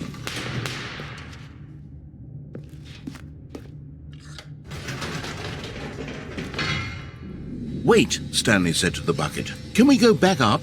When I was pressing those keypad buttons, there was something very intriguing about the number 3. I want to go back so I can try pressing the number 3 again.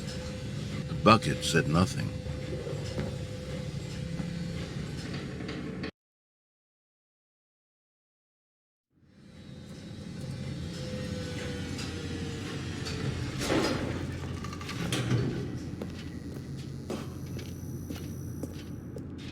Here we are, said Stanley. Now I'm going to try out that number 3 button. He took the bucket over to the keypad and began absolutely slamming on the number 3. Wow, he said. The number 3 is such a special button. I'm having the time of my life. Stanley looked expectantly at the bucket, but the bucket remained silent. This was a shock to Stanley, who had always felt such a connection with the bucket. How was this not as exciting to the bucket as it was to him?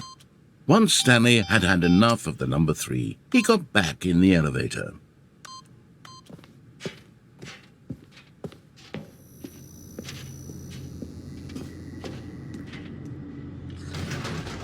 Perhaps the bucket had missed something. Perhaps it had not seen how much joy Stanley got from slamming the number 3 repeatedly.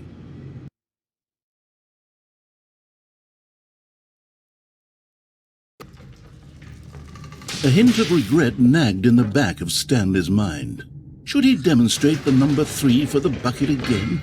No, said Stanley to the bucket. You can't go on yet, not till you understand how much the number 3 means to me. You and I have been through so much together, and I just want you to see what I see. Feel the happiness I feel. He smiled at the bucket, and the bucket said nothing.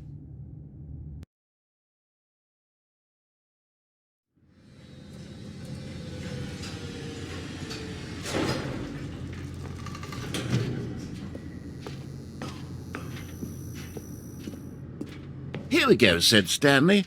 This time I'll really show you. He ran to the number 3 and began to wail on it like a musician on a beloved instrument, weaving a concerto of truth and passion.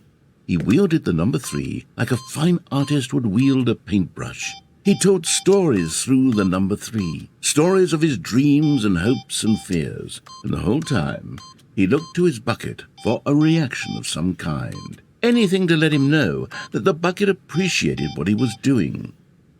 The bucket conveyed absolutely nothing at all, only silence. Crushed by a wave of dejection, Stanley returned to the elevator. Stanley and the bucket were so close. They'd always been there for one another. Why suddenly could the bucket not connect with this passion of Stanley's? The question caused Stanley to ruminate the whole way down the elevator. He knew that there must be a way to get through to the bucket, to communicate fully with his dear friend. Surely there was a solution, mustn't there be?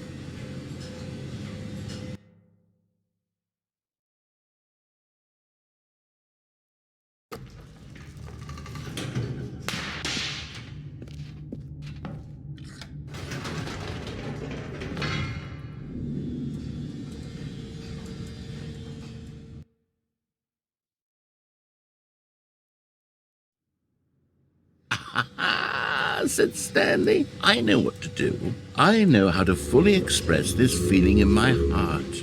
He decided right then and there that he would hold a press conference where he would speak to the public on all matters relating to pressing the number 3 over and over. He would elaborate fully on what the number 3 meant to him and why he felt so alive when pressing it. Then the bucket would be able to see his joy through the eyes of others. It would get to see the world react to this discovery of Stanley's. And it would be through the public eye that the bucket would finally understand Stanley's work. For months he advertised and marketed his press conference, building excitement around it, developing and rehearsing it until it couldn't be refined a single measure further. When the big day arrived, Stanley was as prepared as he'd ever been for anything in his life. This was it. One last chance to win the bucket over. One opportunity to share a true connection with a loved one. There was no one here. Nobody had come to the press conference to hear Stanley speak, to listen to him talk about what it really means to press the number 3 on a keypad over and over. He was unloved, uninteresting, he was a failure, and in that moment Stanley knew that the bucket would never again take him seriously. There would be no connection, no deeper understanding. The bucket merely sat there in his arms, indifferent. And so it began that slowly, over many years, the two of them grew more and more distant. They spoke less and less, neither wishing to state the obvious, that any sense of real respect between them had eroded since that day at the press conference. There would be no more games, no more long conversations about passion and pursuit, only a silence that consumed the space between friends. And Stanley, having for once in his life discovered the warmth and comfort of true companionship, was cast back into the unremarkable normalcy of loneliness.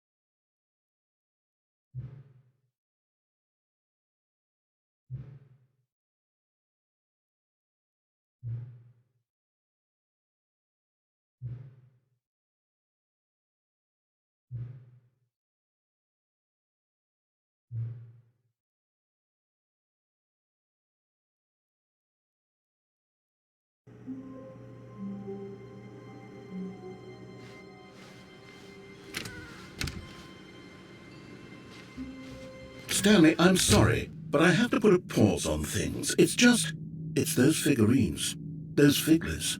I haven't stopped thinking about them since you nabbed every last one. Wasn't it just the most intrinsically fulfilling moment of your entire life? Didn't it fill you to the brim with inner richness? Yes, I know we're supposed to be telling a story, but won't you please indulge me with one more trip back to the memory zone? I would love nothing more than to revisit the figurines. Just one more time.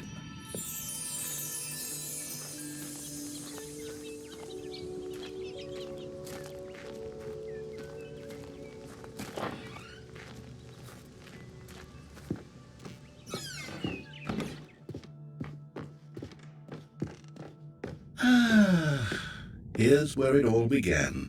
The first collectible.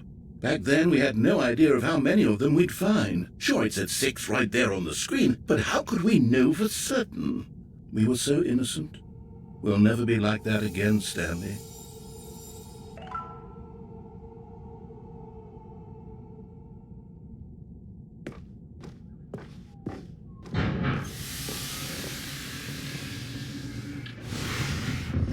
And here was the second Stanlerine.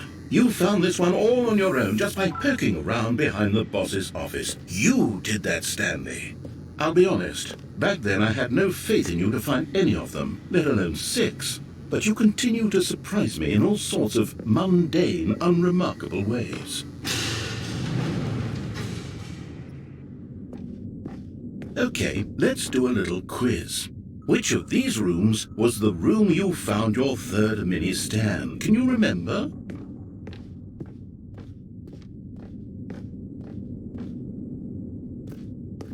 Hey, that's exactly right. It was here, under the stairs. It was the third one. You picked it up, and then after that, you had 3 of them. I'm glad these moments are so crystal clear in your memory, but I shouldn't be surprised. After all, science tells us that it's impossible to forget your third time doing anything. Let's see, what came next? Oh yes, we found a Figley in his pink room. Oh well, I can't actually say I remember being in this room, but it's here in the memory zone, so it must have happened.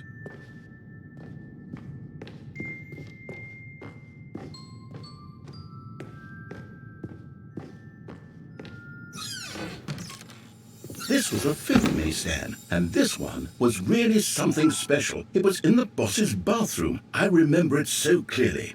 In fact, because this one is particularly special to me, I made a little video to commemorate the occasion. Enjoy.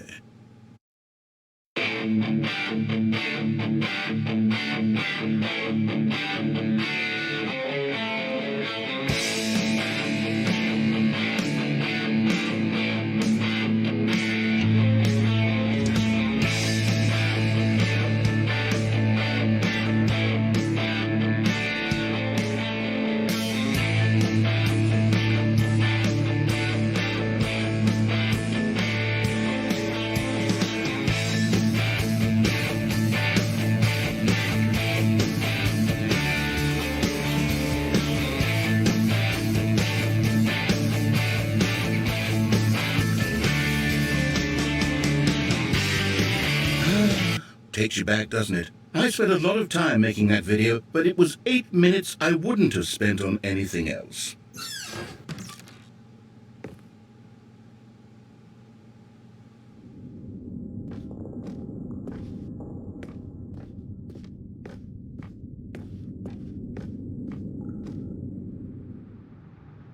And then, Stanley, we came to the last collectible, the final figurine, right here in the warehouse. This memory is the most distinct and clear in my mind, perhaps because it was the one that happened more recently than all the others.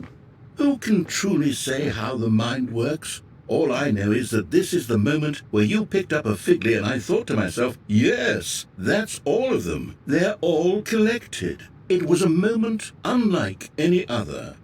Except for the other moments picking up figurines, which it was exactly like.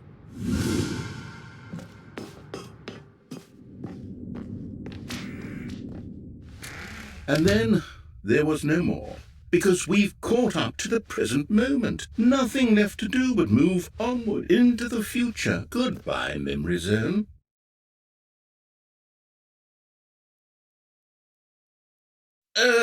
No, I'm not done. I'm not ready to move on. Stop the loading screen. Isn't there some way we can stay here, keep enjoying these figurines? Let's just go backwards. We'll do the memory zone again from the opposite direction. See how that feels.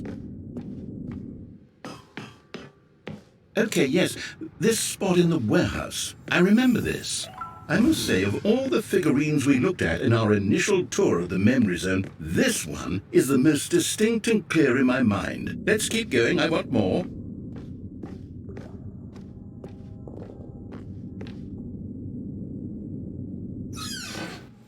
And here's where I made that video. Don't you remember the video we watched?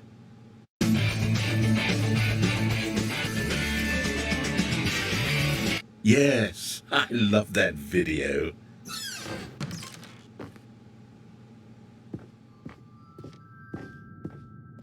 Still don't remember the pink room, Stanley. Still no memory of this one. Good room, though. A solid room.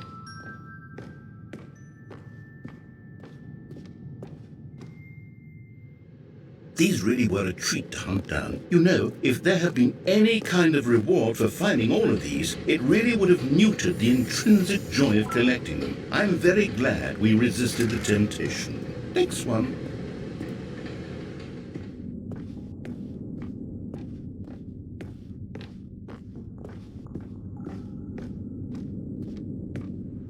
This was our second Figley. Don't you remember? Yes, I remember it too. The past is truly a wonderful thing. Why does anyone ever choose to leave it? Keep going. This is it, the very first one we found in the exhibit where I introduced you to the figurines. Oh, I want more memories, Stanley. I want to keep going. What else is there? What came before this?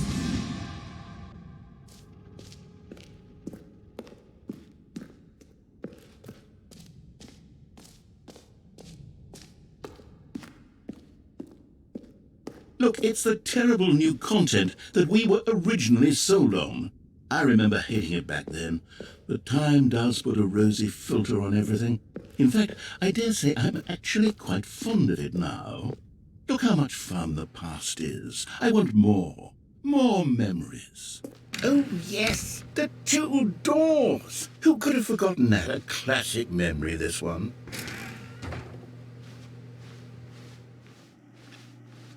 And before everything else, there was your office.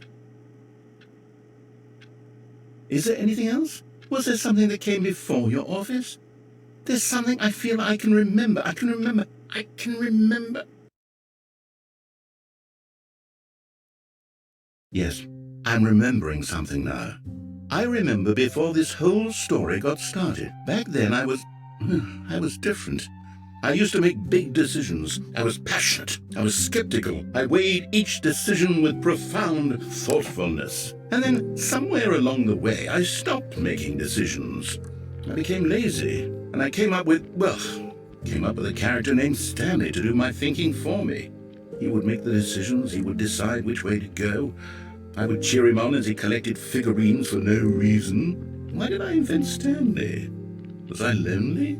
Yes, perhaps that's it. Perhaps I needed to imagine I had companionship. And Stanley really did make for a wonderful companion, even if he was a fiction.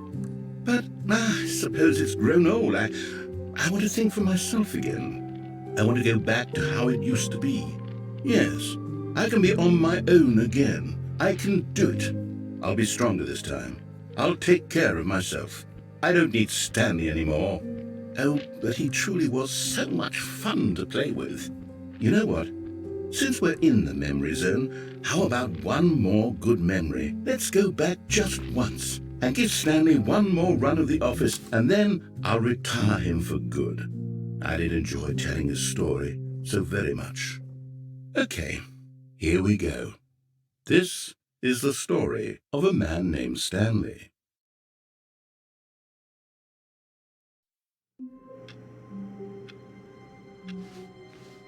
All of his co-workers were gone.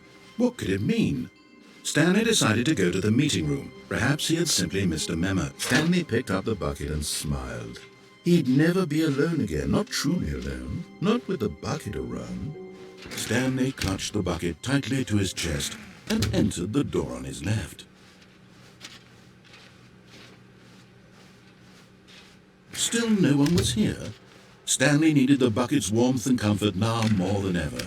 Perhaps his boss's office was where he'd... Coming to a staircase, Stanley and the bucket walked upstairs to the boss's office.